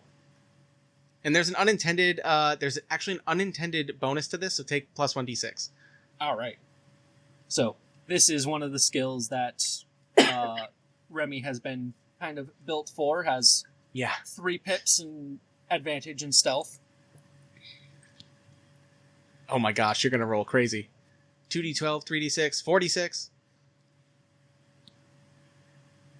2 and 1. Yeah, Kent's character took a starting virtue where he got to mark 2 more of his skills as favored, so he's rolling 2d12 on so many skills. Those little hobbits, they're sneaky. They're sneaky. If you have no dots in something and your target number is higher than 12, does that mean unless you roll a 12, you can't succeed at that skill? Yeah. Correct. You can take... you can use your distinctive features, right? Yeah, you can use hope. You can use a... there's ways to get to it, but man, is it tough. Yeah. Yeah. Got to roll for those Gandalf runes. It's funny, my the dice set that I got, I have the old original dice that they printed, and my dice have 2 through 11 on them, which is such a bummer because I'll roll an 11 in my solo series, and I'm like 11, and then I'm like, oh, I have to treat that as a 1. Like, bummer, man. Yeah. So I rolled a 9 for the D12. I did get a 6. Yes. But I got a 23 in total. Yeah. Oh my gosh, I crushed it. Because my wits is 15. You literally come out from under his robe. He didn't know you were there. He's very off. He's fumbled back to the floor. You billow his robe as you burst from it. I mean, making an elf look clumsy is no small feat. No pun intended. Yeah. Thank you, Jess. Big feat. But yeah, and actually, I think that when you do this, and you do say that, and you say if we're going into mines and you need stealth, they'll never see us coming. But I do think that there's also a moment where dwarves look and say aye, there be a dwarf and there be a one of the small folk, and these are dwarven tunnels. The fact that you were in there, it's not surprising you were ambushed because they're built for dwarves. You must have been hunched over, right? They're not built for your size. It's better that at least this group goes in where less of them are going to be physically uncomfortable just to bypass our old tunnels. Yeah. All right, so we're at 4 and 1. You guys just need one more success to finish this. Delia, do you want to go for it? See if you can bring it home? I'll close it out. I'll step out onto the table and I'll just be like, so you see, with onto the table? Yeah, onto the table. Just steps on. What a human thing to do. These elves are I'm gonna give you minus fails it, and then shit breaks on you are gonna get minus 1 die to this, Jess, for stepping on their tables. That's for totally sure. fine. Yeah. Oh wait, yeah. Because I rolled a 6, don't I get a You got 2 successes. Oh, you do get a special success. Yeah. Do you want to pay Oh, it forward? the last one? I do. I want to what was the one to give build advantage? Build advantage. Yeah, build an advantage. Yep. So Jess, you get plus 1 die from Remy's sneak. But then you lose a die for standing on the table, so you're rolling regular. And is this awe? I'm gonna do awe. Oh yeah, I'm just gonna be So as you can see, with our brains and our unseen and our determined, we are the right people for this job. I'm gonna walk across. And also Goose. No. And also Goose. I'm just standing here watching the circus, and I'm like, this is why I travel with these people. Yeah, right, they are not books. To an elf, this is probably how refreshing is this? Yeah, you know what I mean? Wow. Everything I've read has been so precise, and everything I see is just so perfect and constructed and beautiful, and it takes 10 million fucking years to make a decision on what fucking to paint the crown molding. And just look finally, at these fools. I am looking at something absurd. Is there style? No. Is there grace? Also no. And it is delightful. There is so much style here. Thank you. I love it. Anyways, all right, let her rip. My Delia. last thing is that I'm going to be sitting. Stepping in a pie right now, and this is so that I am the greatest sitting thing I've seen in 10,000 years. Other end of the table, and I'm just going to say that is why you called us here, Lady Nadine, right? Because you know all right. You have heard of us, and I will roll. Yeah, rip it. Oh Lord, watch me fail. So this is. You said I am neutral with bonus dice. All right. So I have 3 diamonds. Yep, 3d6, 1d12. Wow, I rolled bad. Oh no. Oh no! You're like stepping a pie, you slip, you fall into a roast. You're like, oh. Do you want to use another fellowship? Just No, breaks the table. Wait, this is our last one though, right? Like that means we won't. No, you have one more roll after this. Allow this to turn into a comedy of errors. I'm gonna let it ride. I will let it ride. I did not. Oh, oh no. Yeah, and I think that despite all of Please this, get up I and think brush food off of yourself and then bow. No. I definitely just like do all of this and then fall off the table because I misconstrue where the end of the table is as I'm talking. That's what happens. Went to go step back onto your chair, missed completely. Oh no. Yeah. Yeah, very awkward, and everyone's like, yeah. Just walk around like the gladiator. Go, are you not entertained? we see Delia like fall and like disappear behind the bottom of like the table itself, and then just pop up and just like, I'm fine, I'm good. She nailed it. Who wants to try and bring this home? I do think, without playing this out any longer, I do think that our blot is just like, would you honestly trust this group of like clearly incompetent fools to rescue our friends? You got something, Goose? I think you can take it away. I think you should be our closer. So he says that, and he just says, and you're just like, we're fully bonded and insured. Because your clearly competent group has done so well to actually control the mines. Yes, unlike your superior elf group that is all present and unharmed or missing. Sure. What are we thinking here? I wish you could roll and hearten with a insult, but wish there was an opposite of courtesy. There's just a rude skill. Persuade. Is that technically battle or persuade? Might be a good one. Battle could be interesting. I don't really have anything. I have one thing in persuade, and same thing in battle too as well. I mean, if you take persuade with and use a hope to call out proud or willful. I do have confidence with 2 hope as virtues. Ooh. Yep. So you have bonus hope. Yeah. I like that. So would that work for persuade? Yeah, go ahead and take two bonus dice. So you're gonna roll a d12 and 3d6. I'll be right back. Your TN is 14, so doable. Let's see how it goes. So I rolled my d12. I rolled a 4, and the other 3 I rolled all 6s. Oh shit! Well, you add all those together, 22. Chris. But shit, That's 3 22. sixes. I think I know three the sixes. 6. I'm the best captain ever. I knew he would take it away. Perfect. Wow, with 3 6s, that's crazy. And we got a reroll from John Malcolm, so that's good. So you banked that one. 3 6s is crazy because that's bonus successes. You technically get special successes from that table. We're not even going to worry about that. And Goose just walks right over me. I think I'm not bothered at all by what you just did. It's just like, because it's like it is what it is. Yeah. As far as I'm concerned, I've worked with teams just like this, and we end up fine. You know, it's always like these pompous elves that are like, oh yeah, like these incompetent nitwits don't know what they're talking about. It's just like, yeah, that's why you guys are figuring it out on your own, and you're calling us. So whatever. Perfect. And I think that given this 3 6s, which is just crazy, I'm gonna give you like a crazy bonus. I'm actually gonna do something crazy here. With those 3 6s, you get bonus successes on that. So you got all the way up to 8 total with that roll. And it's just enough that like I think the dwarves kind of like stomp or like bang their axes, right? Like as you step forward, right? As you're just like, because you're clearly doing such a good job, right? Like trust me, let us handle this. And the dwarves kind of like bang their axes on the ground and all this stuff.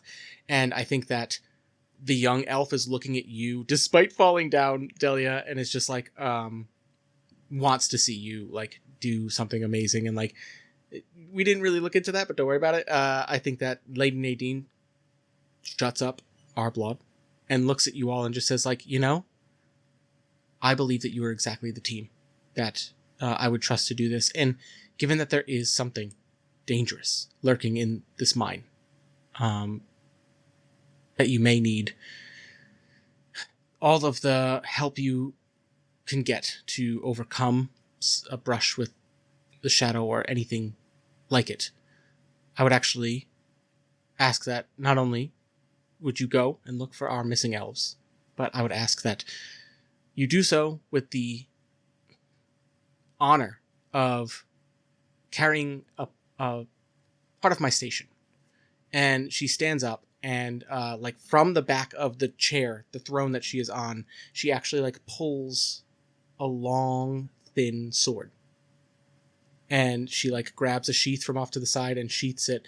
And she walks forward to whoever would like to wield this sword. I think she's going to be walking towards Delia as the self-proclaimed captain. And Delia, she says, "This is not for you to keep, but I ask that you take it with you, for elves of my people will recognize it and trust you that you come on my behalf. This is Finnedig, the hair splitter." She holds it out to you. This is an ancient, famous blade. Thank you. We will return your trust. I will give you the information on it. It is still just a long sword, which I believe is what you wield. You may just have a regular sword. I have a regular sword, yeah. Okay, so I'll get you the info for it, but basically it also has... it's elven craftsmanship. It's got a bane of orcs, and it has like some additional benefits to it. So basically, you're going to crit more often, effectively, and deal more damage. So okay. I'll get you that info as we go when we get into our fight, because we will get into a fight. All right, cool. And with that, the council has ended. I think Arblaud storms out angry. And like a small like retinue of other like his like hair like wafting in the little breeze of this room as he throws his little hissy fit and must be related and leaves. And yeah, I think that's going to be the council. So now all that it is to journey to and explore these mines, these abandoned dwarven mines in the northern stretches of the Blue Mountains. Let's see. Do you guys want to go into the journey right now? Does anybody need to take a quick break? Do we want to... Probably a quick break, real quick. Yeah, let's take a quick break. Grab myself a drink. Yep. Amber, welcome back. We're taking a quick break. Let's have her wait a little bit. Yes, Amber, welcome back. We are going on a quick break, so... Oh, did you miss Chris's roll, Amber? Yes. Oh my gosh. Chris, he got 3 sixes. He got 3 Chris sixes. got 3 sixes on his roll. So, well. Just shut up the male elf. Absolutely just shut him up. He huffed out in a storm, and the lady has given you the job and entrusted you with her ancient heirloom family sword to bring as a station of her, or as a, proof of her station, having sent you here if you find these elves. So, yeah. And Delia is currently wielding it. We're going to find them. It is imprisoned by creatures of darkness and shadow, and they're going to be like, I don't think we want to go with you guys. You're kind of sus. We'll stay in the cage. We'll be like, this sword, and they'll be like, ah! Like, don't trust us. We're legit. Get in the van. You want me to get in a van with that dwarf? And Goose is just like, come on. Come on, kids. Yeah. All right. Let's go get some drinks. Go take your bathroom bio breaks. Be right back. And we're going to go on our journey to explore these mines. Yeah. Be right back. All right. You guys ready to dive back in? We're about to do a journey, but we're going to do a very truncated version of a journey. I actually think that, in my opinion, this might be my favorite thing about the One Ring, the game. Normally, you would draw like a hex map. Like I have a hex map as the DM, like in the back of the book. and there's like certain difficulties of like hexes, and you would draw out, we're starting here, we're going there, and you roll travel rolls every day. You accrue fatigue, you have journey events, and like there's all these things that you do along the way. Very cool version of hex crawling that doesn't feel like a sloggy OSR hex crawl, if you will. But it's really fun. I really like how it feels like Tolkien. Like the events aren't just like random combat. It's just like a scene that makes you like sad. Do you know what I mean? Or like a scene that restores a little bit of hope, or like something, you know what I mean? Like really cool journey mechanics. For this, I am playing like on the thing. We're just gonna get there in one journey, but I figured for the sake of it, because I play solo and I'm the only person journeying, I want to do the journey rules for a full crew. Okay.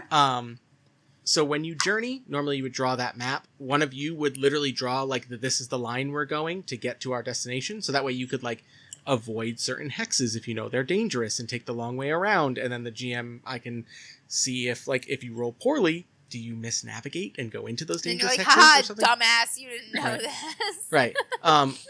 But so for this, you guys are going to, there's 4 of you and there's 4 rolls. So this is appropriate. One of you is the guide. The guide will be the one making the travel roll, okay? They are the one who knows how to get from A to B, right? They are in charge of decisions concerning route, rest, and supplies. There's a hunter for finding food in the wild, not as important right now. The lookout, keeping watch, and the scout in charge of setting up camp and opening new trails. Who is taking what? So again, if you need me to go over those again, there's a guide in charge of the route, a hunter who's looking for food, a lookout who's keeping watch, and a scout who's going ahead, clearing trails, setting up camp. I think I perhaps maybe look out with my elf eyes. I've got 2 awareness, my target number 16, not too shabby. Okay.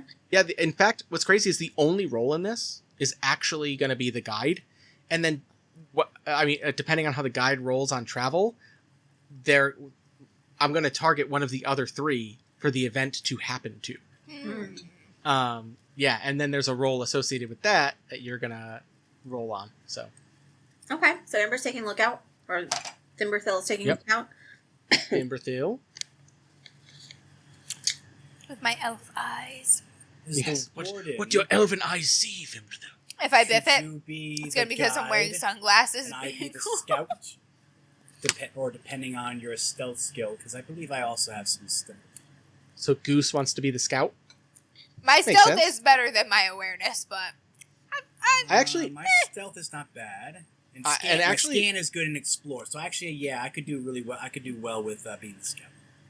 I think that, and then really, the guide and the hunter for Delia and Remy, 6 in one, half dozen in the other, really. I mean, like, a warden might be a good hunter, but would definitely be a good guide. I mean, as the captain, guide makes sense.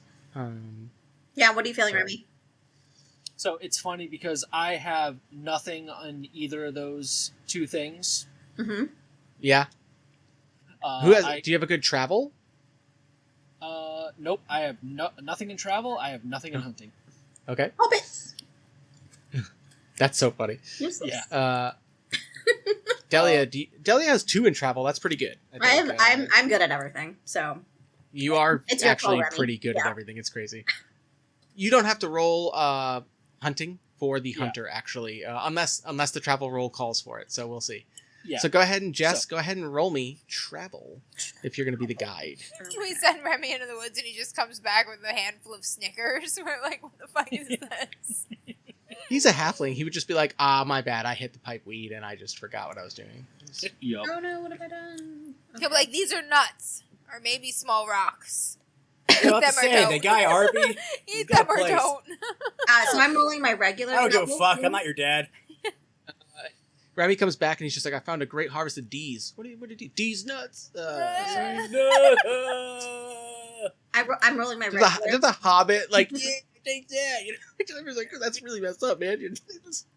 I'm rolling like the Grey Warden, but he's also like a I'm hippie. so sorry, Jess. I'm so sorry. Yeah. You're rolling a D12 and 2D6. Yeah. Okay, so my regular travel roll. I did not make it, but I got 1 6.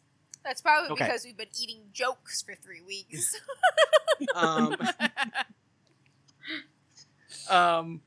So a failure means that normally an event would happen 2 hexes away, which happens to be the distance to these mines. Mm-hmm.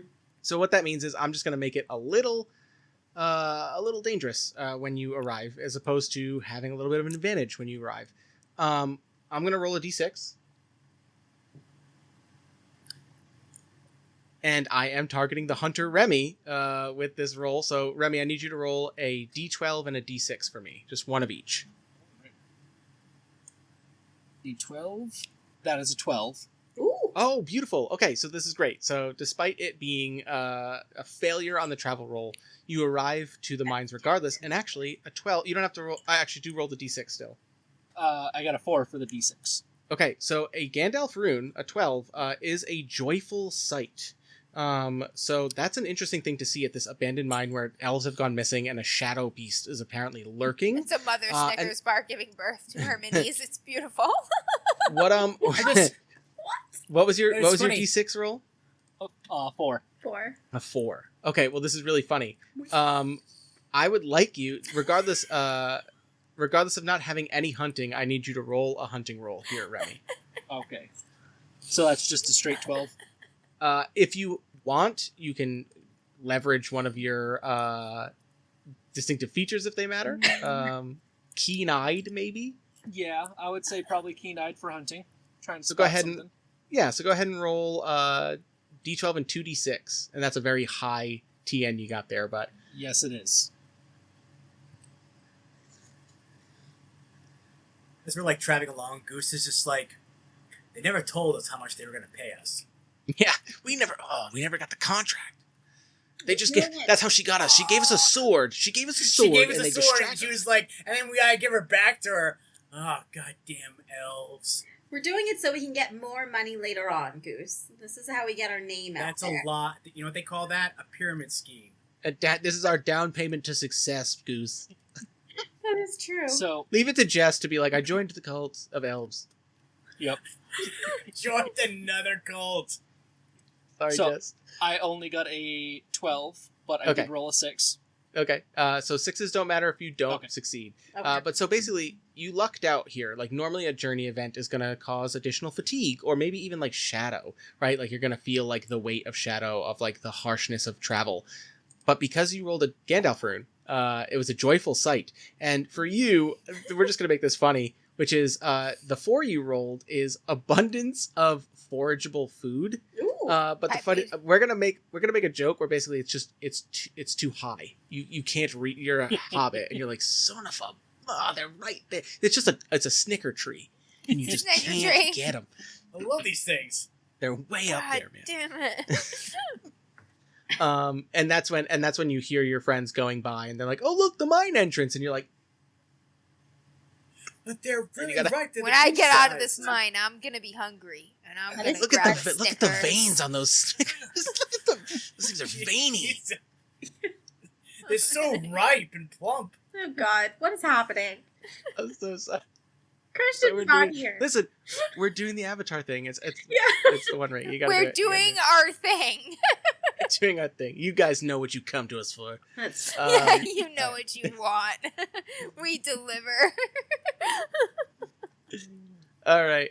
So you've arrived at the mines. You did fail the travel roll though, Jess. So, Fast captain. we are going. Yeah.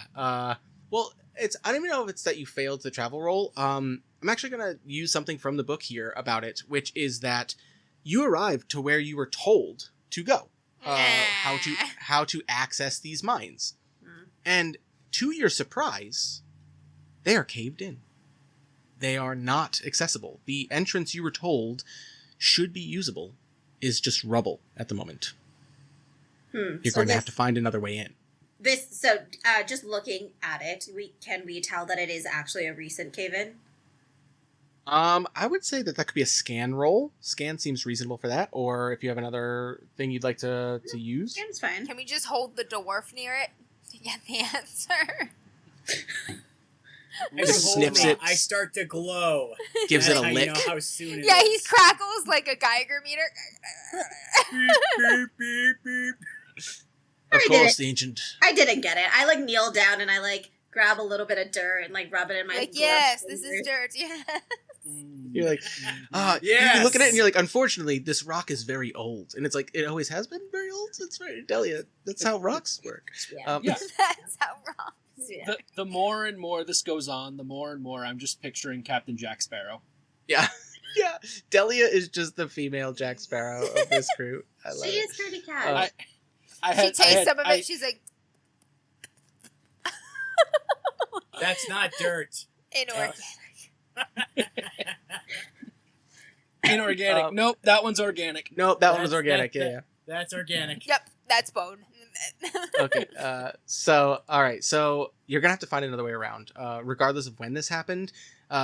You're looking at it going, we're not gonna be able to move this much earth to get into these mines. So I think that this would be an explorer roll from somebody. And in fact, what I'll do is I'll roll this in. What I'm going to do is I'm going to impose a penalty die to this roll. One of you will lead finding a new way in, but I will tell you that it's going to be either explore or riddle. Send me these riddles. Does anybody have good explore? Because I'm specialized in riddle, but I still only have one extra die in it, so it's not. So that I have easy to hit. favored for explore and two dots with it. You are better at explore than I am. Oh wow, that's very It good. makes sense. He is the dwarf. Explore. Yep. So I will He's the treasure. As the treasure. He's the dwarf. Smell it. Yeah. Sniff it. Our hunker. Can't deny. So it's still two. So it's D12 and 2D6, correct?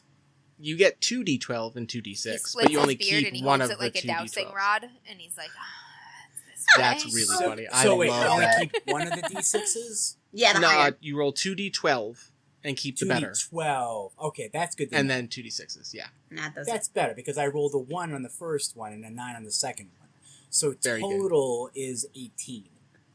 Lovely. Which, with my TN being 14. The so beard I- knows the way. That is a success. So you find your way in. You navigate around as a dwarf in the mountains near these mines. Maybe we do get. Do you want to give us a little scene? Like, what does it look like? What does it feel like? How do you find the next opening, or do you want me to roll with it? And kind of like as I'm going through, it's kind of weird because it's like I'm like on one rock, like almost like listening, and then like Yes, scuttling yeah. away, like knocking in a way too as well. And then as I'm like scuttling in, it's like almost like I'm like a weird like crab, like scuttling around, like going across the different things. Listen, And then all of a evolution. sudden, I'm Evolution like- wants to make crabs. So And then all of a sudden, and then I just push it aside. yes. Oh, I love it. Yeah, and you do like you feel it. It's not even like a heavy rock, right? Like you just like find it and it just kind of. You get that crunch of stone as something opens, and you open it up, and it is like this stale, and not even just stale, right? There is a smell to these tunnels that is not pleasant. Is it like a party of dead elves? It's a decaying. It's death in here for sure. And yeah, I would say if you want, Goose, you can continue leading into these mines because you are fit for them. You and Remy are of a size that you will be comfortable walking through here. Fimberthil and Delia, you are not. You are going to have to hunch a little bit. Maybe Fimberthil already has a little bit of an old lady hunch, but you know. I just allow the weight of my labors to bear down upon me. I'm so old. So the question, like, is there a dark vision, like where the elves and the dwarves can see in the dark and the human can't? No, I don't believe so. I'm pretty sure in... I mean, you have better eyesight, dwarves and elves, in darkness. I don't think that they're ever, like, dark They vision. can't see in pitch black, Right. so they need light. Yeah. Like, so I think that you So have we to will pull a actually torch We out. have need like to have- torches and stuff. Yeah. I'm gonna put a little Yeah, dab so of we like can't just vapor pick up, rub like, under my on- nose for the Yeah. smell. Yeah, that's the way to do it. I am definitely Nice. taking up the back and going like butt first so I can watch our rear. Okay, all right.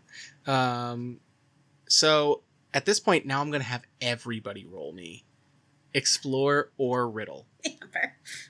as you're making your way through. Fimberthil just like It's regularly gonna be smacking it. riddle. Tempted. Most unhelpful. 16 for explore, and minus. I'm too old TN was for this 14. shit. So yeah, you're managing to navigate, and this is what you do. You're a dwarf. These are dwarven mines. These are tunnels. This old mine, I'll get to it in a second. But as you're leading the way, you are navigating totally fine, Goose. Not getting lost. But let's see how everyone else does. Best success with a 6. I Nice. have recruited experts. Did you fail? Oh yeah, I got 5 total. Did you roll an Eye of Sauron by any chance? I did roll a 1. With an 11? I didn't roll an 11. I rolled a 1, so no. Okay. 5 total. Okay.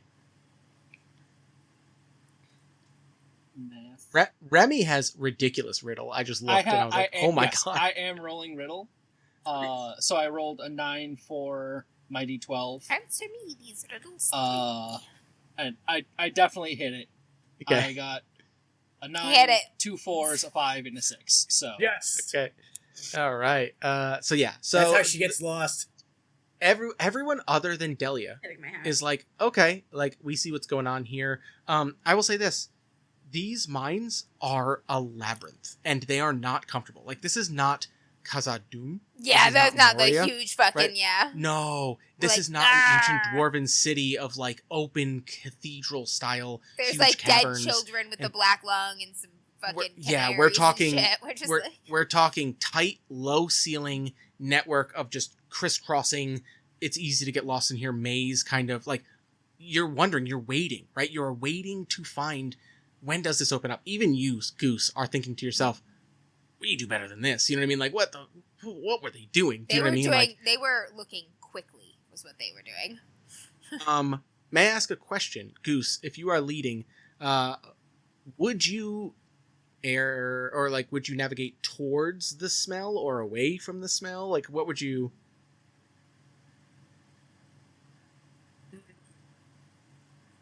That's a good question. Wow, what is going on? Part of me is like leaning towards we have to figure out what the smell is first, and be able to figure out how to go around it. And I think the tricky thing is that because the mines are such a maze, he's gonna go towards it because he feel like he wants to know what it is first. Because if he doesn't know what it is, he doesn't know how to deal with it. Along the way, you are walking through these mines, and you do hit like an intersection where you wait for a second. Everyone's catching up to you, and they see you kind of like lift your nose. And yeah, like one way it's less, and the other way it's pungent. It is rough, right? Fimberthil is putting some kind of rubbing some kind of leaf or something under the nose to just like not deal with this smell. Gross. And you just turn right into it and boldly walk towards it to be like, we need to know.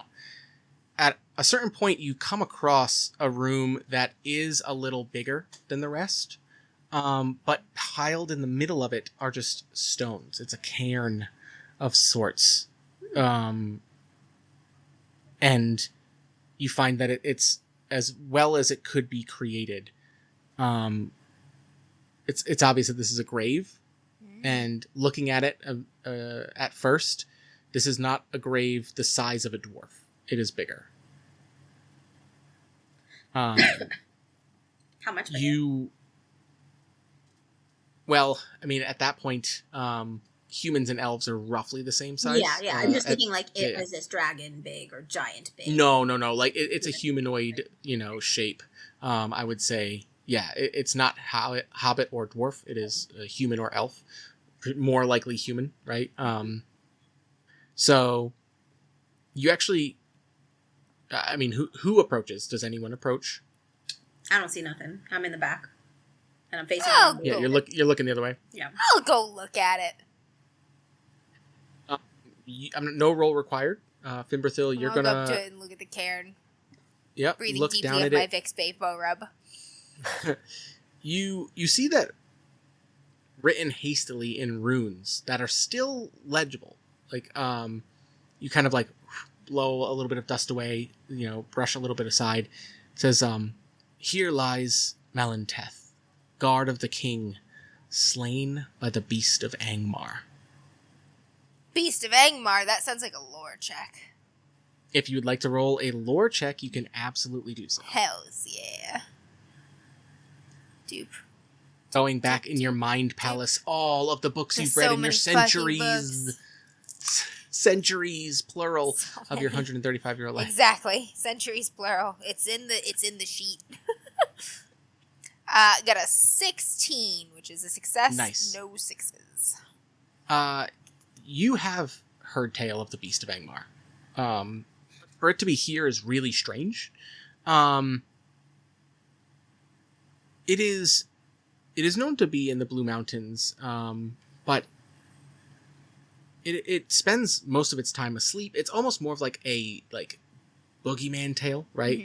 Mm-hmm. Because the Beast of Angmar is a beast of shadow. It is an ancient evil. Not man, not beast, something in the middle. Something primal, enormous, which also is strange for it to be in these tight tunnels, right? Not enormous like dragon size, but bear sized human. You know what I mean? And that is what this says. You notice that I'll give this to you as you're rolling lore, thinking about this. Other people looking, I'll give it. Goose might notice this as well as a treasure hunter. There is among the stones, it's hard to notice at first, but just the hilt of a sword is kind of sticking out from one of the higher points near the chest.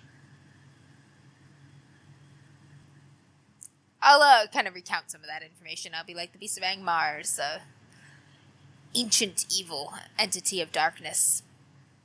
Neither beast nor man, something older, more primal. But the myths and legends don't place it in this region of the Blue Mountains. And it's supposed to be quite large. Perhaps he was slain elsewhere and buried here? Could they have been mistaken? They may always be mistaken. You'd be able to tell too, based on name, that is a name of a man, not an elf. Yeah, men may always be mistaken. Especially men who've been recently accosted by something terrifying. Everything is the beast of something to them. So what does that mean? Does the smell seem to be... I can't tell. I have fix under my nose. I asked the others, does the smell seem to be coming from this cairn? Continues. No? How old does the cairn look? Old. Yeah, that's why I'm curious if the smell is coming from here, because if it's... It's coming from further down. It continues on. It's not from the cairn. If it's advanced dead, it would not. Yep. Stink. Right. Yes, and you're here looking for elves too. So you're looking at this going, oh, a man died here a long time ago. Strange. I think we carry on. You carry on. Yeah, Kansas plays in the background of a Lord of the Rings montage. Chris is leaving the sword, even though he's a treasure hunter. All right. He's like, I've seen this movie. So it's well, the thing is though, he's looking at that and it's just that's a trap. Yeah. Men traps. are tricksy bastards. That's a trap, and I bet that sword isn't even good.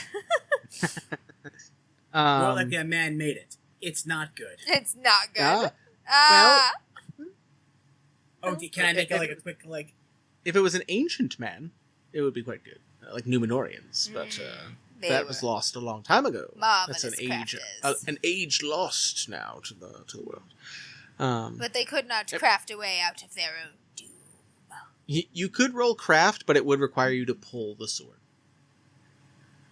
Nope.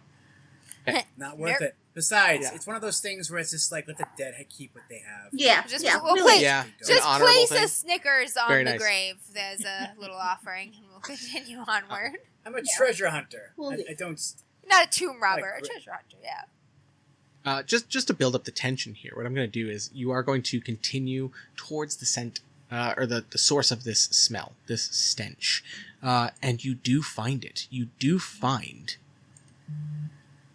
a room that is, it's like a lair. It's in the lower levels of these mines, and you can tell that, if not regularly, at least at some point in the past, this was like partially flooded network of caves, and it is littered with bones of beasts, and but unfortunately you do recognize quite a few bones of men, or men or elves, or the Sapiens. bones of humanoids. Yeah. Yes. And the rank stink is like brutal in here. But as you look, it is not currently occupied. I would like you all to roll. This is going to be our first Valor test for this is going to be a test against Shadow for Dread. If you look at your Valor number, everyone's going to have 1. So basically that just means you're rolling a d12 plus 1d6 and attempting to beat your heart stat.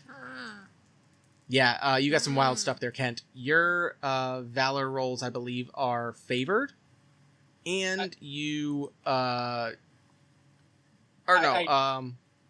I'm sorry, I got distracted because our Twitch is kind of stop motion-y right now. So I was like, interesting. Maybe if I just like refresh the page. No. It's from my end. Yeah, no. So, but I just got a pop-up on Twitch, and it was sub for the Enchanted Big Boy Boxers. It's an audible drop for Dungeon Crawler Carl, and it's the heart-shaped boxers. Interesting. And okay. I'm just like, why do we have this on our stream? Like, it's everywhere now, man. It is everywhere. Like, and listen, so as somebody who thoroughly enjoys it, I feel like it's just shoving down everyone's throat. It's like, listen, I think it's better than people will expect it to be, but man, is it everywhere. You're like, now they've built it up too much. Now people are going to be disappointed if they come in. The TV show, it's like, it's a lot, So yeah, like the kind of sidetracking back to Gen Con a little bit. It was a lot. It was huge at Gen Con. Like this year, we saw there were people in Indianapolis on Wednesday walking around with their con badges, and like we almost never see that. There's usually like that's one totally or two why. people. It's because of Dungeon. I didn't even occur to me. Yeah, that's right. I said that like 400 times, at least 200 of which were in front of you. Like that on Thursday, there were people that we saw like 12 Carls on Thursday. Yeah, and it was absolutely insane. Yeah, but sorry, I got distracted by the like achievement thing that popped up to be like, hey, get this for a sub. I thought you had advantage on these rolls, but you only for greed, unfortunately. Yeah, so you do not have a bonus on this against Shadow. So we're trying to roll above hope. Your heart TN. Yep. But Jess, you are favored in this. I used it and I still did not make it. Okay. I rolled a 12. On your D12? On my D12. Thank God. So you succeed no matter what. Yeah, so because there was no way I was going to make it otherwise. Okay. Yeah, I actually love that I made your Dwarven Treasure Hunter, and his heart score is like really low. Like, you know what I mean? Like, he has like a really high TN because he's just like, I don't care about, you know what I mean? Like, care about stuff more than people. See? Yeah. All right. So did anybody else succeed? No. No? I got distracted by the thing. What was that? What am I rolling? You're going to be rolling a d12 and 1d6 for a Valor roll to resist the dread of Shadow, and you are going to attempt to beat your heart TN. For you is probably doable if you roll decent. It would be. I rolled a 3 on my d12, but I did roll a 6 on my d6, so I only got a 9. Unfortunate. All right, so so that would be Remy, Vimberthil, and Delia. You all take 2 points of Shadow, which, for right now, don't worry about it. Okay. Unless that brings your Shadow... No, it will not matter. again, this is more of a long-term thing, but I do love how it plays a long game in this, where if your shadow ever meets your current hope, you become miserable. And when you're miserable, you can't use hope. You can't do a whole bunch of things, right? Like you are just succumbing to despair. Yes. So, and when you're So wait, so it's your current hope, right? So as you spend down hope, that means you move closer to shadow too? Correct, because you're losing hope and gaining shadow. Yeah, it's really fun. I had my first revelation episode in my podcast recently, where it was interesting. It's cool. I don't know. I love the vibes of this. It actually captures Tolkien very well. Okay, so you guys get some shadow points as the three of you are in this lair of a beast, and it stinks, and you see the bones of creatures and people, and it'd be one thing if it was a small pile of bones. It is not a small pile of bones. It is a lot of bones. It is all of a sudden maybe lending credence. I mean, maybe it is actually lending credence to. Yeah, like, has this been here that long? And like, what has such an appetite? Like, holy cow, right? But I love that Goose is like, yeah, we're getting out of here. I'll have to say, see how much he's eating? He might be fat too. I mean, does this looks like a mix of like old and new? It must be because we can smell it. Yes, right. There is a smell here, which means that some of this is fresh. Are any of the bones like particularly very large? So we get the sense that this is something that could take down a large creature. Like, do we see a rack from a big elk or some shit? Or do they look all particular? Oh, they deer, elk, bear bones. Like it's taking out predators. Like, you know what I mean? Like, this thing is wreaking havoc. Yeah. Yep. Yes. Yep. Yes, very good. Let us hurry along. I suggest we fuck off. If I can cut in really quickly, it looks like my Descript is actually moving in stop motion. Weird. Is anyone else? Is no one else? Is it just me? It might be my internet. I just wonder if I refresh the page if that will do anything. Probably not. Yeah, my regular like what we're using right now is fine. Yeah.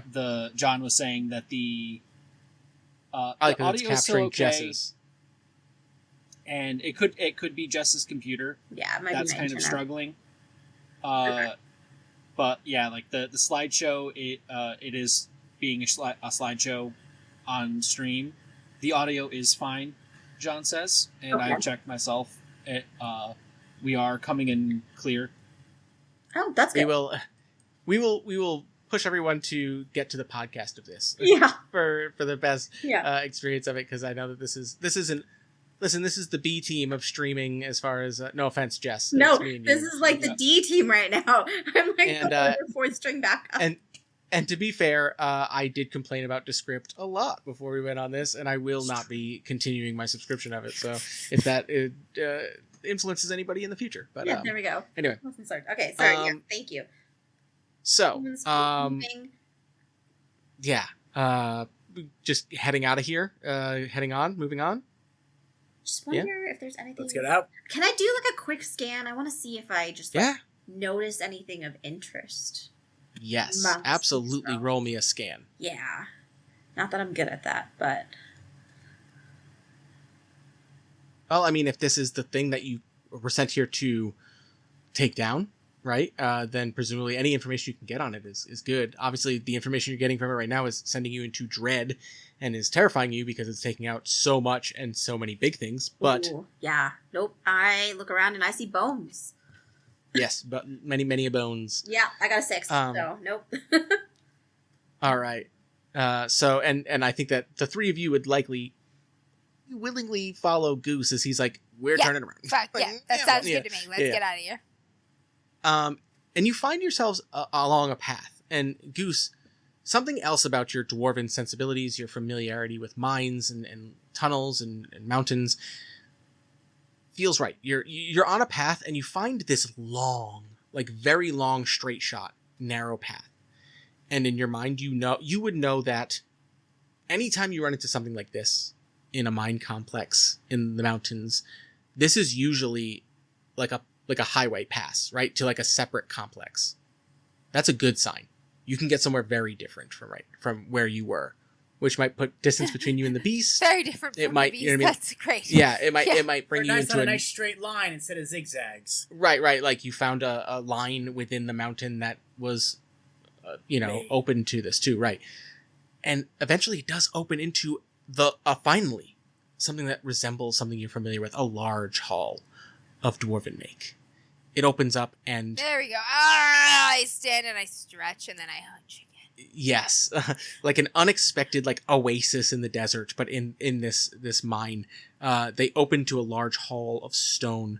Ornate pillars support a high roof, smaller chambers to all sides, sleeping quarters, long expired and no good stores. But dwarves clearly did inhabit here, right? At some point in the past. You also see signs of other inhabitants here. Etchings and scratches of dates, maybe, or lines. Then you see written on one of the walls, scrawled in runes that you can read.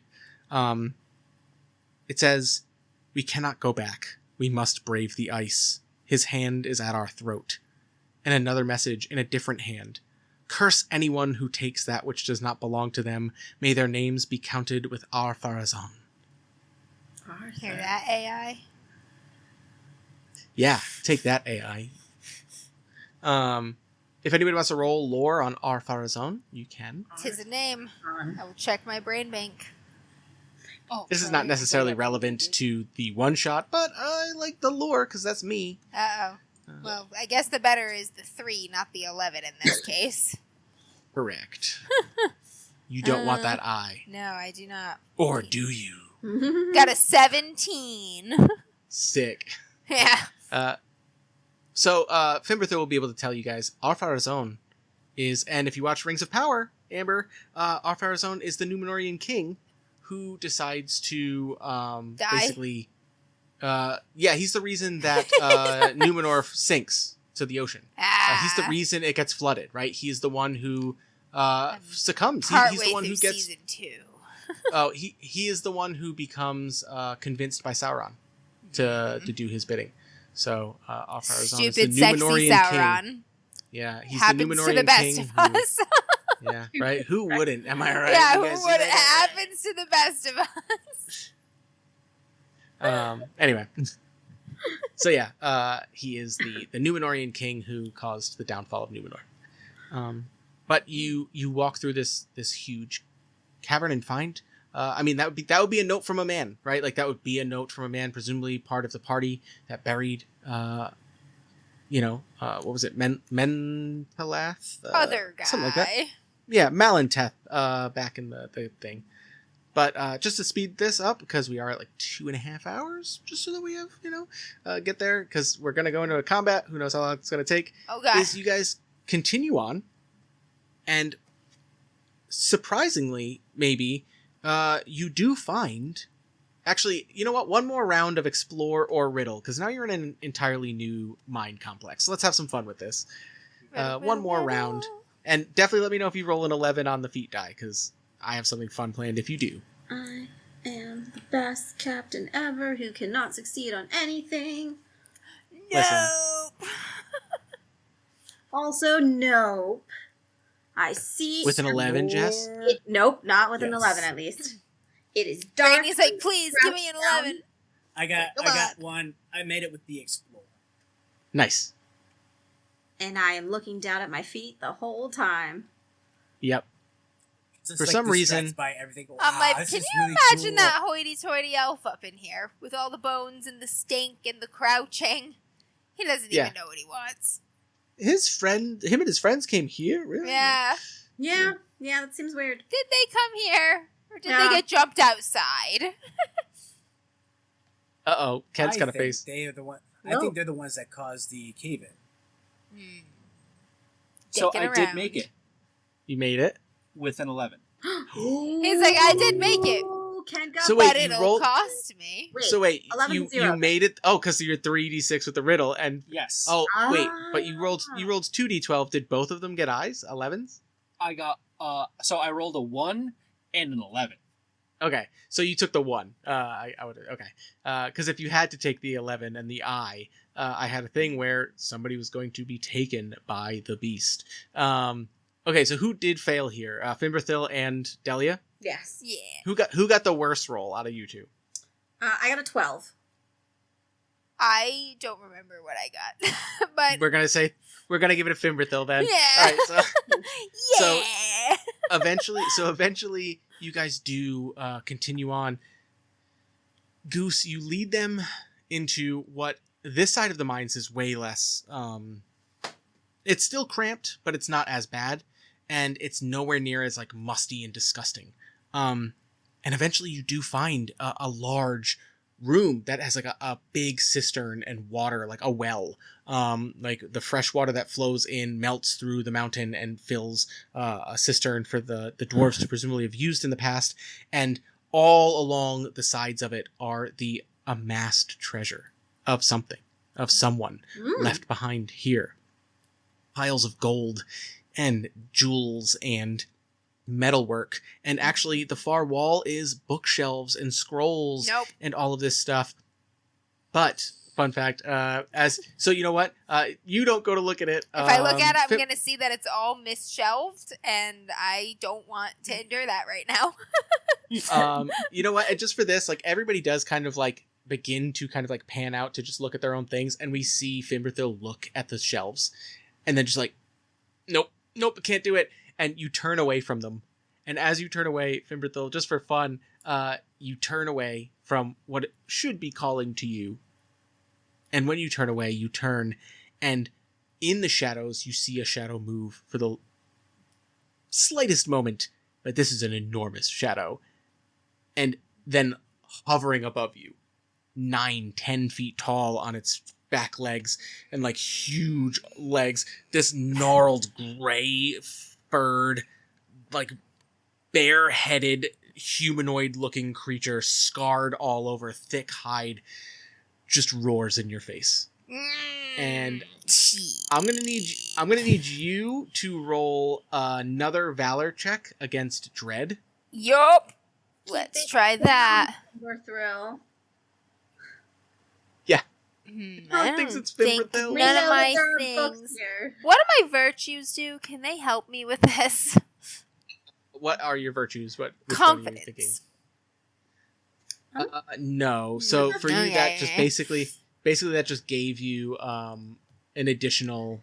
Let me see. Where are you? Confidence gave you. Oh, for you, you don't have confidence. You have. I rolled amazing. I rolled a 12 and a 6. Wow. You turn into this thing, and it roars in your face. And the I'm like, shadow. Boop the snoot of the beast of Angmar.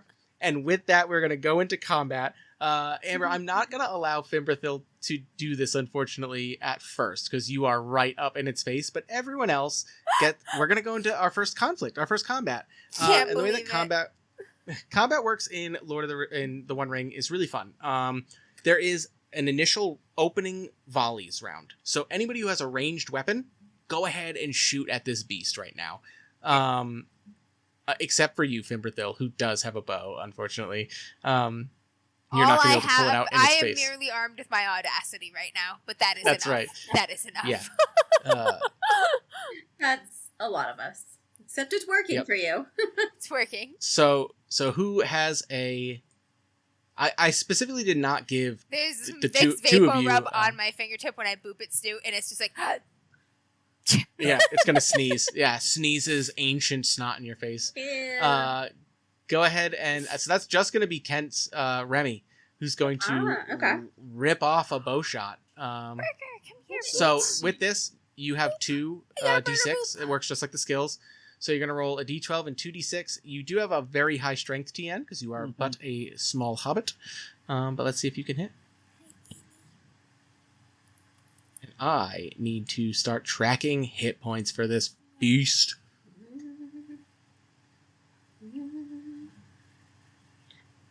So combat in this game is pretty pretty fun, in my opinion. I literally can't make a Valor check unless I roll a 12 and at least a 5. Incredible. That's awesome. That's awesome. I'm like... Technically, you would have... Actually, you know what? You would have gotten a special success on that, which if you want to, there's probably a benefit you can find here. Let's see. Gain insight if you want, or let me look at the thing. Hang on. Yeah. Yeah. I mean, build advantage might just be or cancel a failure. You can, help it so Jess's character doesn't, so Delia doesn't suffer something, I guess. I'll do build advantage. I'll grab something nearby and throw it in its mouth to delay it for a minute. Yeah, there you He's go. like, "Rah!" And I'm like, I feed it the Encyclopedia Britannica. So we don't need these anymore. Kent, do you need an additional D6? Will that make a difference, maybe? Potentially. I got a 15. Okay. Out of my Why don't 18. you take that D6 from choking on an Encyclopedia Britannica? That is a 19. There we go. So you managed to hit. So damage is fixed in the One Ring. You're not going to roll for damage. The bow just deals 3 damage. What was your D12 roll? Because if it's ever a 10 or a Gandalf rune, you get what's called a piercing hit, which is very, very powerful. It was only a 4, so... Okay. So you're going to deal 3 points of damage to this beast as a tiny little hobbit-sized arrow just sticks right into this thing's underarm. And and it just kind of looks down, flicks it off. And then it's just going to land on its front paws. And we're going to go into combat. This thing did not have any kind of ranged weapons, so it does not get an opening volley. And now we're going to move into combat. During combat, you can enter... The first thing we do is enter stances. I'm not going to go crazy into this, but it does play very interesting. If there were many enemies, it matters what stance you're in for who can attack who and all this stuff. But your guys are just up against one enormous beast. So you're basically choosing melee or stay back, okay? I imagine Kent's character is probably going to stay back. But the rest of you might run in. Amber, your character might stay back, yeah. Yeah.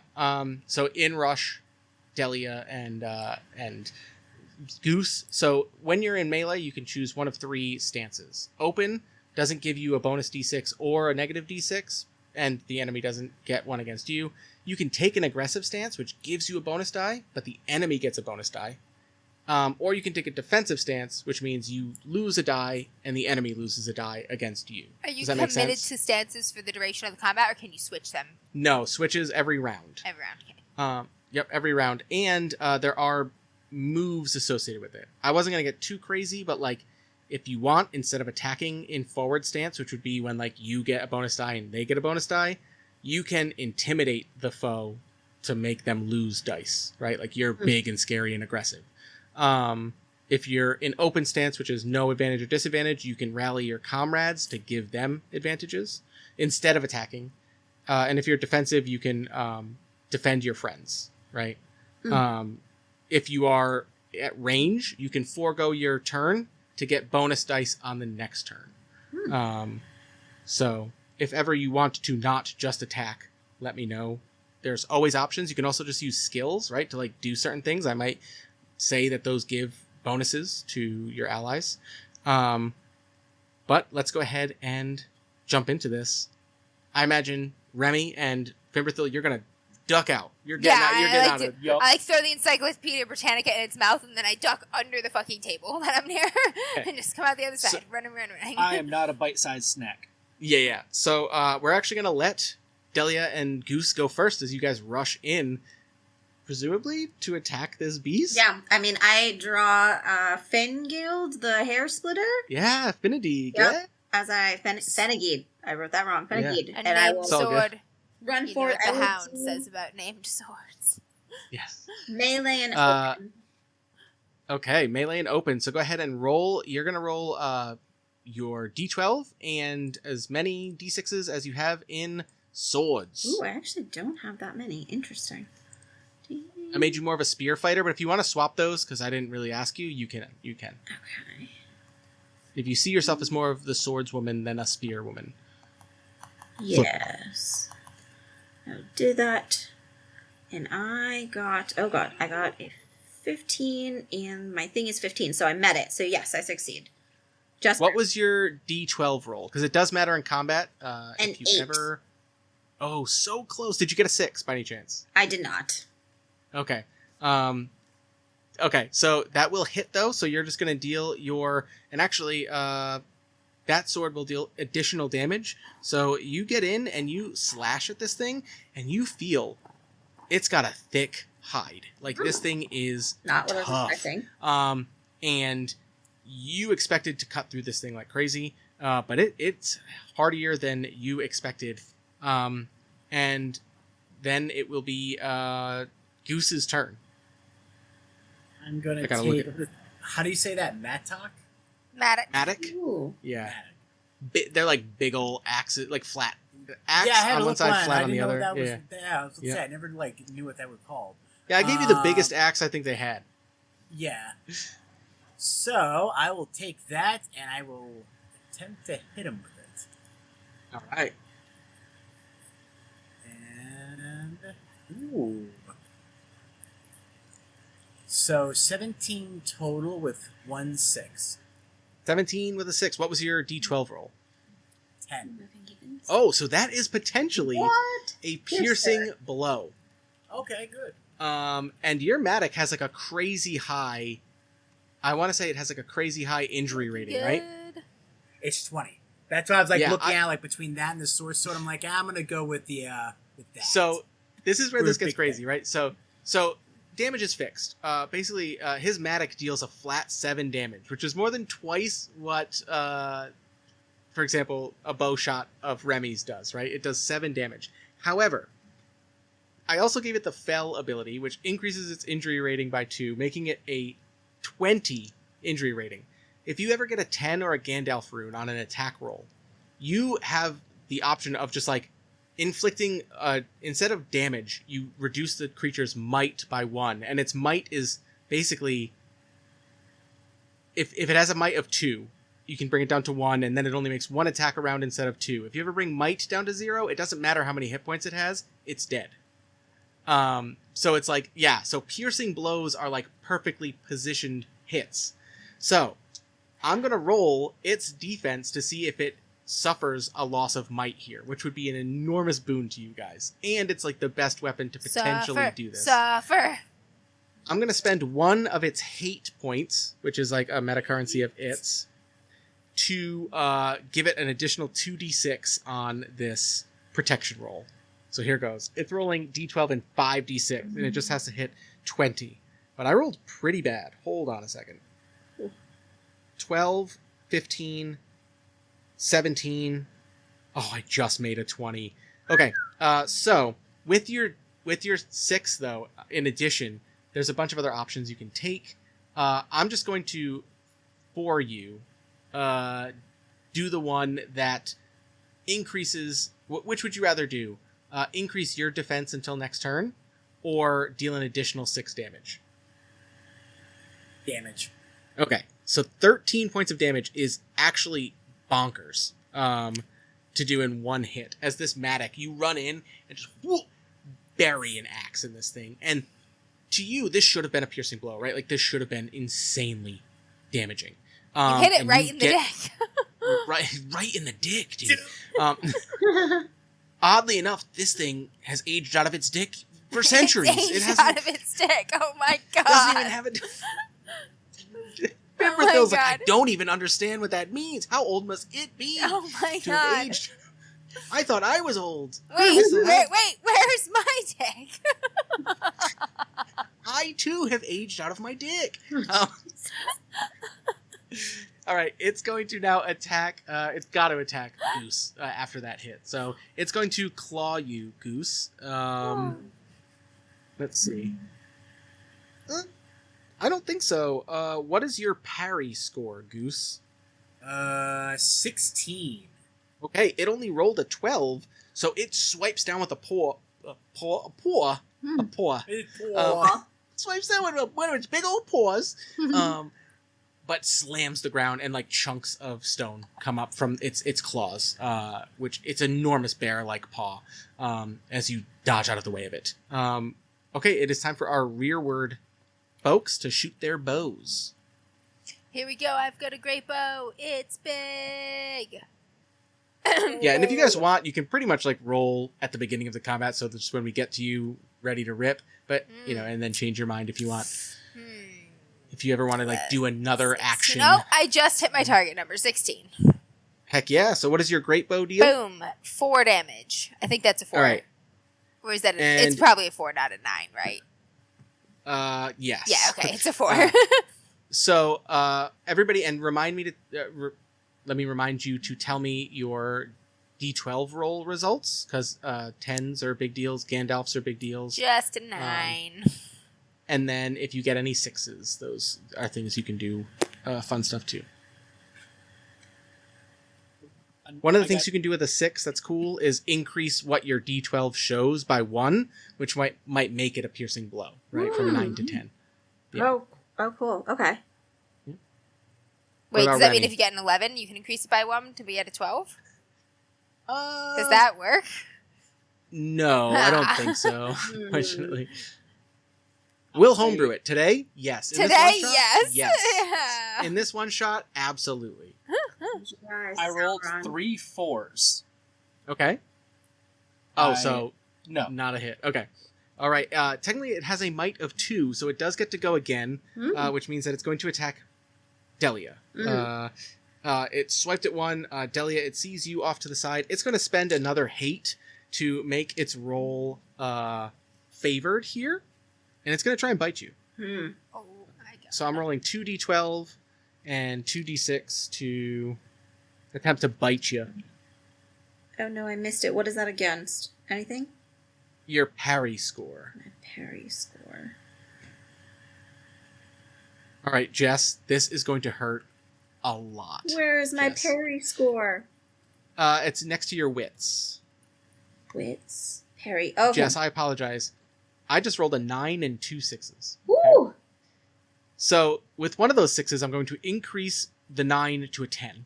Okay. Which means that it's a piercing blow, which means you might be wounded.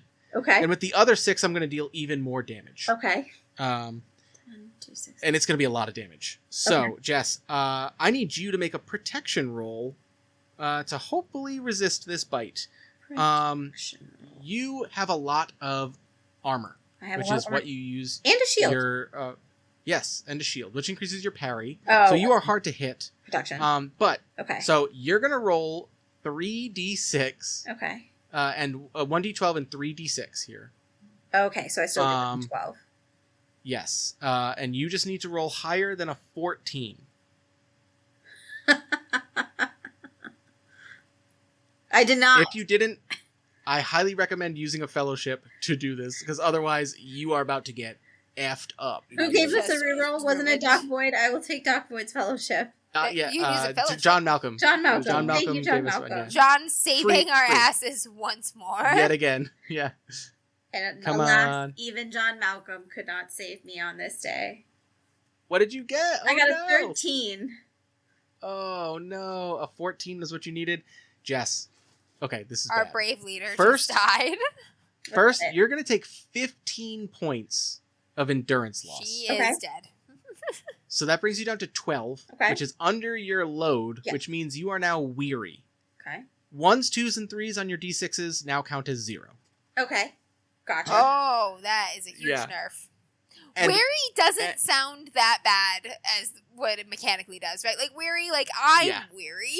I'm tired, right? Yeah, I'm a little tired. No, unless you're giving it your all, you're giving it nothing. All the other thing I need you to do, Jess, is just roll me a d12. Roll you a d12. Yep. I got a 4. Okay, so you'd also mark off wounded, and then under injury you would write 4. That's how many days it's going to take you to recover before that wound is beginning to heal. Gotcha. You just get bitten by the ancient, powerful jaws of this beast. Should we and it crunches into you. Like, its mouth is probably like engulfs like your whole shoulder and back. You're in its mouth. You're like, and it just like shakes you for a second and spits you to the ground. I mean, maybe, because, like, our job isn't to defeat this thing. Our job is just to find the people and bring them back. True. Or where are these elves? Where are these elves? Or just find the people. Looked around a lot of these. We actually never agreed to bring them back. We just said we would find them. We could just grab some of the bones and be like, here they are. They're like, this that's true, too. is a bobcat. All right. We're going to move on to the second round here. So our melee folks, Jess, you are hurting. Delia is rough right now. Yep. I've got 12. What are you thinking? Oh, 12 hit points. You know what? You got the fight in you to get up and stab this thing? I'm going to go into defensive mode, but I think I'm going to do one more and then maybe run. But one more. Sure. For the glory. Do you have a... I'm proud. Yeah, so go ahead and do that. So you're actually going to be up 1 die. I spend my hope, right? Yep, spend 1 hope to use proud or even distinctive leadership here, right? Distinctive leadership. Okay, I'll take it. Not going down, right? I'll take it. And get yourself 2d6. And in defensive, that means that it's going to have 1 less die against you, so... Okay. I also get 1 less die, though, right? Correct. So you're at a net +1. Okay. Come on, Jess, I believe Delia has her moment. I got a 10 on my D12, and I got 1 piercing blow, let's go. I got 1 And you got a 6? Yes. So that's a 20. Oh, that's huge. Okay. 21. So, your sword deals 5 damage, okay? Which is good, right? Don't get me wrong. That's good. However, the more important thing is here you got a 10. You might strike a piercing blow. This thing has just bitten you and thrown you to the ground, thinking it has... You reach up, once again, thrusting for its dick. Can you find it? Like the Wraith of Rage, just in the dick.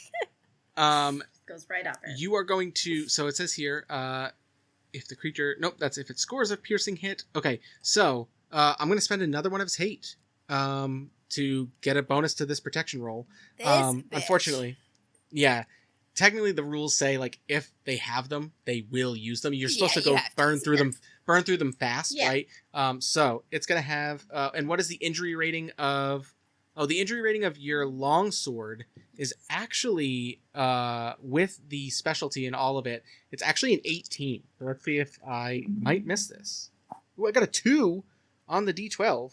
Ooh. 2 5s, so it's 12, 15. Oh my goodness, I got it again. 19. Those 2 extra d6s are just crazy. Mm-hmm. But with your 6, you can, if you want, you can actually increase your parry score. So like you could be harder to hit. You can bump it all the way up. For sure. I will for sure do that. So it's going to have -1 die against you, and you'll be harder to hit. Okay, yes, for sure. All right. That's going to bring up Goose. Our wingman. Doing it again. Heavy Matic. I just love the idea of this treasure hunter. Like, I imagine you use it to, like, open chests and, like, you know, do your dwarf stuff. But then it just... up chests. Nice. That is awesome. Nice. So I rolled another 10, and a 4, and a 1, and so 15 total. Yep. Wow, Matt share my screen. Is the MVP of our fellowship. That's amazing. Okay, okay, you are burning through its hate. It is almost out of hate. This is amazing. Against a 20. Oh, I got an 11 on my die, which is a 1. Hold on. Is that similar 13. to being out of fucks? I got a 19, which means it's a failure, which means that its might goes down from 2 to 1, which means that it only gets 1 attack per round now.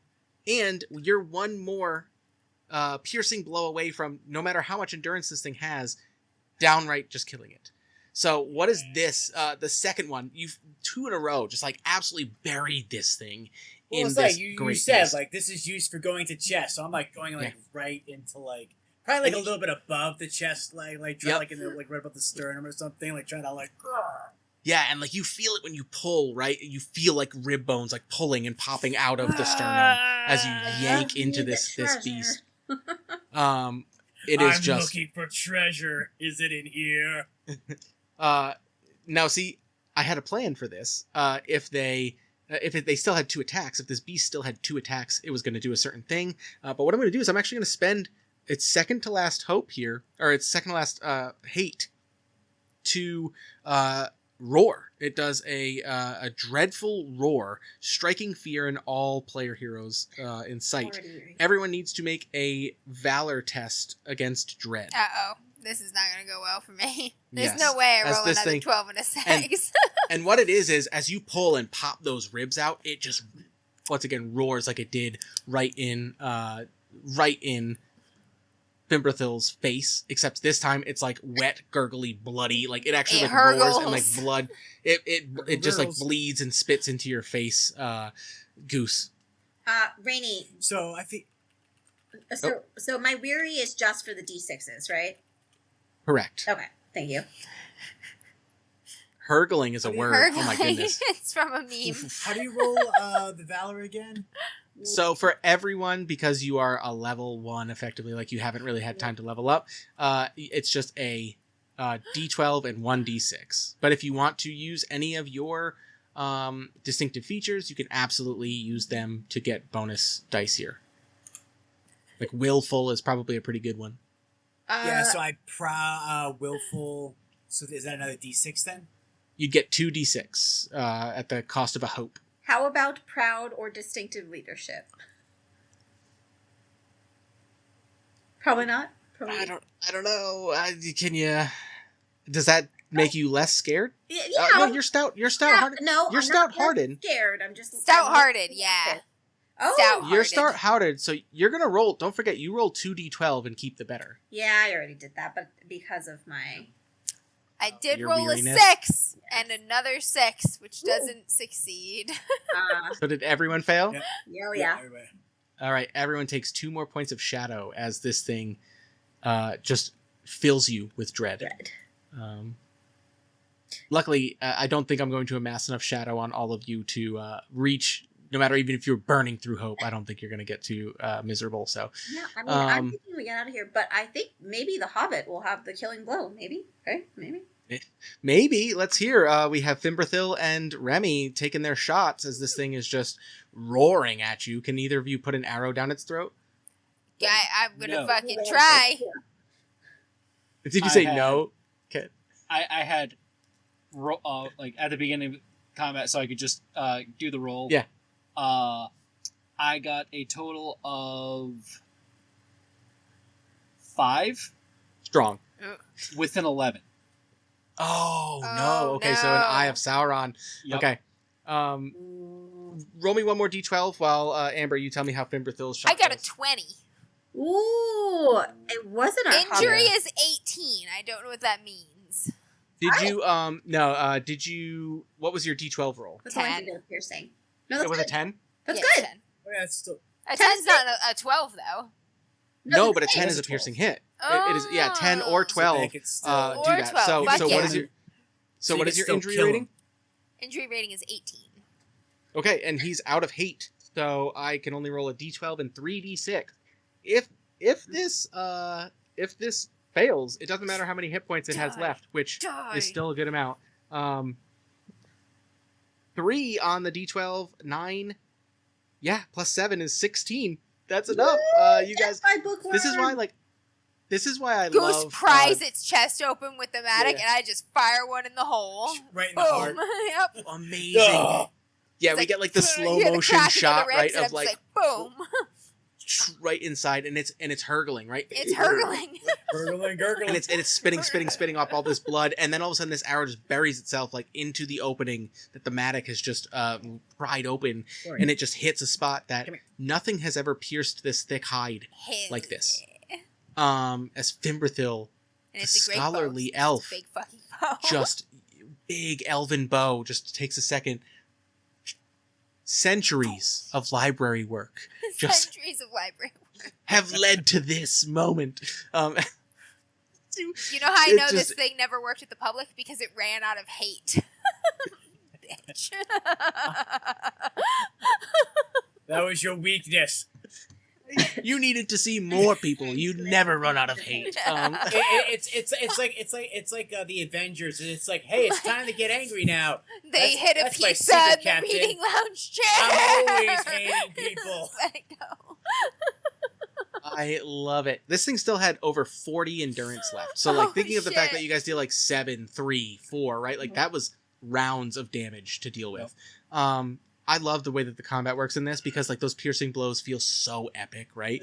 And yeah, so you just drop this thing with such a combo in the same round as this thing it's still roaring, and you feel it, and like you actually watch its leg buckle as like this arrow's like inside of it now, and it tries to like stand back up, and something ruptures and just bursts, and it just falls to the ground. This heap of gray, white, ancient shadow fur.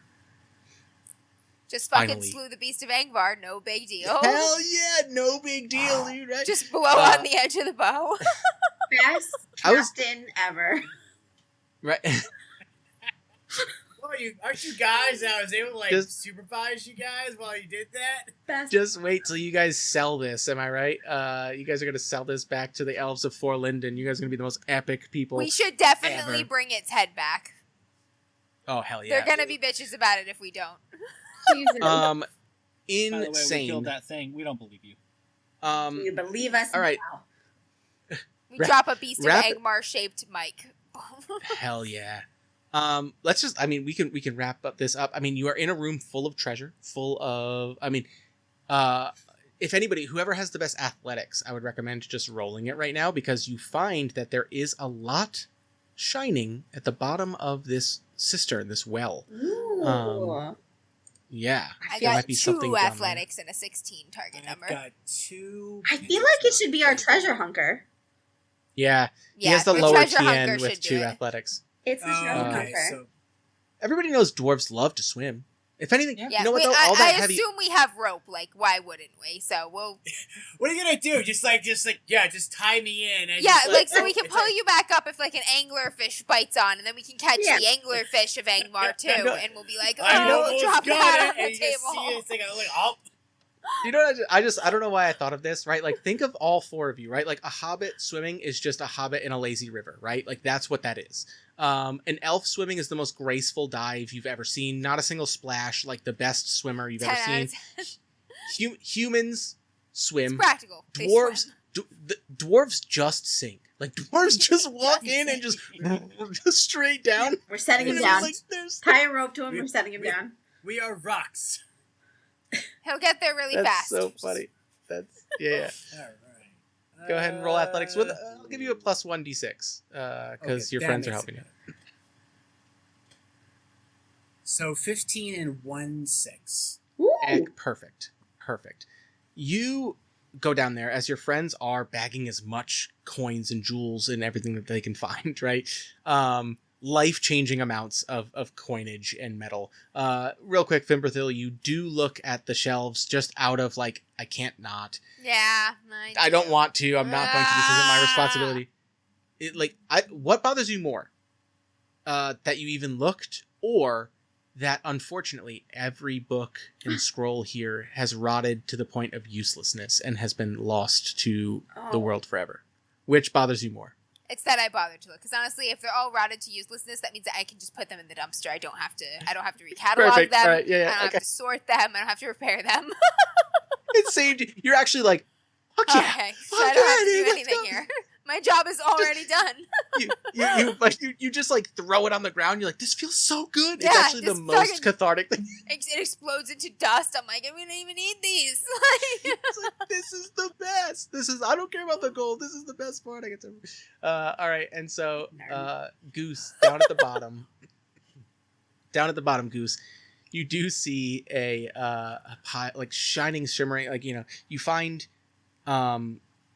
coins and gems and metals and stuff like that. But then, like, amidst those, much like Deagle scooping out of the sand of the river and finding the one ring. Sorry, that's not a deep cut. That's a pretty reasonable cut. Lord of the Rings. You pull out 2 things that surprise you as you surface again and place these down. One of the 2 things you find is a white gem, white metal crown fit for a dwarven head. Ooh. And it is, you look at it, you are a dwarf of Durin's folk, probably Erebor, right? Lonely Mountain. But you'd recognize this as Moria Khazad-dûm make, right? This is ancient Khazad-dûm. What is it doing here, kind of thing. Misty Mountains. Waiting for you. And then the other thing that you find is, and I had trouble. I rolled randomly for this. This is a wondrous item. It actually grants a magical blessing to 2 skills, and those 2 skills being song and healing, which I was like, what a cool combo. So it has to be an instrument. I am specialized in both of those things. Yes. Or it has to be an instrument of some kind, right? But what would survive underwater? Like a crystal like flute or something like that. You know what I mean? Like something like that. That probably has the most like incredibly enchanting tones, right? That's awesome. And you pull those up, and when you guys have filled your bags with as much as you can possibly carry, you're finding your ways back out, and you go, oh fuck, we were supposed to find elves. Shit. And I will let you know, actually, if anybody wants, you guys tell me what you think is the more fun thing here. I kind of left it open. I kind of loved your idea that they never even came in here, right? Like, I think that this was a setup job from the jump. They crashed it. They caused the cave-in. You know? Well, we can just bring the Beast of Angmar's head back and be like, they fought bravely, but and you know not what? as bravely as us. Hell yeah. I mean, I do also really like the idea of us bringing back random bones too, and being like, "Wow, we found them and killed the beast," and the guy's like, "Well, they didn't go in there at all." And then we look at him, and he looks at us, and we both know the other's full of shit, and we stay quiet.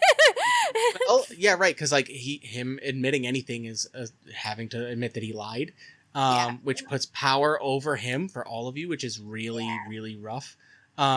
And I don't think that you'd have any trouble finding actual elven bones in that pile. Given that they do live here, it probably ventured out into the northern sections of this, whatever. So I love that. I love that you guys just use it to be like, not only did we do something you didn't. Yeah, like we're also going to like... the Beast of Angmar. Yes. And Goose, for your sake, you arrive. You guys drop the Beast of Angmar's head in Lady Nadine's audience chamber, which again she's like, oh, why would you? But what a feat, what an accomplishment, what glory. What glory? There was never a contract. She says anything you found there and anything you go back for is yours. Cleared of the shadow, our people may move in, but I would offer it to the dwarves of Copperhall, who were so wrongfully accused of this. And the dwarves say we would love to go in there and you'd be welcome. Everyone gets a little bit of something what they want here, right? Like everybody's getting a little bit of something. The elves get passage, the dwarves get the hall, everything's nice. Yep. Our blood gets put in his place. I think that, the glory goes to Captain Delia. Delia, her daughter, Northel, is yearning for adventure. She was actually really smitten with Arblod because he was constantly saying, I'm going to go save people. I'm going to go out and do this stuff. He was all talk, all bluster. And then you came in and you said, we're the shit. We're good at this. And we're going to go do this. And you came back and you dropped it and she's like fawning over you. And in fact, I think at some point you return Lady Nadine's sword and she says, I never want my daughter in harm's way. And all I saw was that if she followed Arblod. But you are someone I would you spend time here? Would you train my daughter? She'll train her. Amber. Yeah. Fade to silken black. No. Yeah, absolutely. She will happily accept the honor. It's just hilarious because I did very little on this adventure, but yes. But you were the face, and so that just leaves Remy. Remy, what are you thinking? What do you think? I mean, you did. I probably should have asked you to roll Shadow Lore at some point, Remy. My bad on that. But no, like he being a warden, just stopping the shadow from coming into contact with these people. Yeah, Ding Dong, the beast is dead. Good enough for him. Right in the dong, the beast is dead. Yeah. Not a good-hearted. I'll walk out to watch a beautiful sunset with Remy. We'll toast Snickers. We'll be like, ding. We'll just fucking... Somebody got you the We've done veiniest Snickers you've ever seen. How come you two are toasting Snickers and not all four of us are toasting Snickers? Because I am weary of this life. Because someone's inside boning the elf. Yeah, someone's boning the elf queen's daughter. Snickers is a consolation prize for those of us who did not get laid. Oh, that's so funny. I love that. Well, I hope that you guys enjoyed a little taste of the One Ring. Yeah, I think that was fun. That's so funny. Jess, congratulations on nailing the Elf Queen's daughter. Thank you. Amazing. Yeah. For you both. That's true. I am the best captain ever, so I do succeed. She says mid climax. I do succeed. You're the best. Best captain ever. I do succeid. Thank you guys so much. That was fun, and I think as somebody who's been playing a lot of this solo, with us, Rene. It's always good to have you back. Translated. Yeah, and you know what? I think we did a little bit of Avatar to Lord of the Rings, but I think the Lord of the Rings can handle it better than Avatar. Yes. Avatar's like, what the fuck? Why are we talking about murder and decapitation? I mean, one's a kid's show, so yeah. Like, man. Well, yes. If anybody ever wants to know obscure Tolkien lore, you can come to me now, because this is apparently my thing. But I hope that everybody else listening also enjoyed this little romp in the One Ring. As we've said a long time ago on our Modified Roles episode, playing an established canon is sometimes can be daunting, but I would actually argue that the breadth of Tolkien's work allows you a lot more freedom than you think. Just avoid the path of the Fellowship and play anywhere else, and you're really not going to step on any toes. Any other time, anyone else, yeah. I actually really want them to put out like a Second Age source book. I think that would be so sick to play in way before any of it. In fact, I don't know. Given the amount of reading I've done, if they need somebody to write it, hit me up. Free League, I'll do it. So yeah, really? But yeah, you're like, I am ready and I am willing. I will write the Second Age. Put it right in the middle of some like really climactic events, so that way we can give people some exciting stuff. I'm ready. Yeah, awesome. Well, thank you guys so much. How do you guys usually end this? Sarah and Christian are your outro folks, huh? Oh no. Usually. What do we do? It's Amber. All right, folks. Thank you so much for joining us. It's been a hot minute, but we always appreciate having our lovely viewers here for this special The One Ring One Shot here at DMs After Dark. And we will see you again 2 weeks from now, where I think we're going to be picking up RuneQuest again, getting back to the old stomping grounds. I think so. Christian said I think he's going to start at the end of August because Sarah might not be joining us. So. Okay, I was going to say Sarah's going to be away. I know. Yeah, I think Sarah might be taking a hiatus. So I think the plan as of now is to begin at the end of August. So we will see you all there, back in our familiar stomping grounds. And until then, if you're hungry, grab a Snickers. Waiting on that Snickers advertisement that we're going to get, a sponsorship. Yep, it's coming. Love it. Thank you, guys.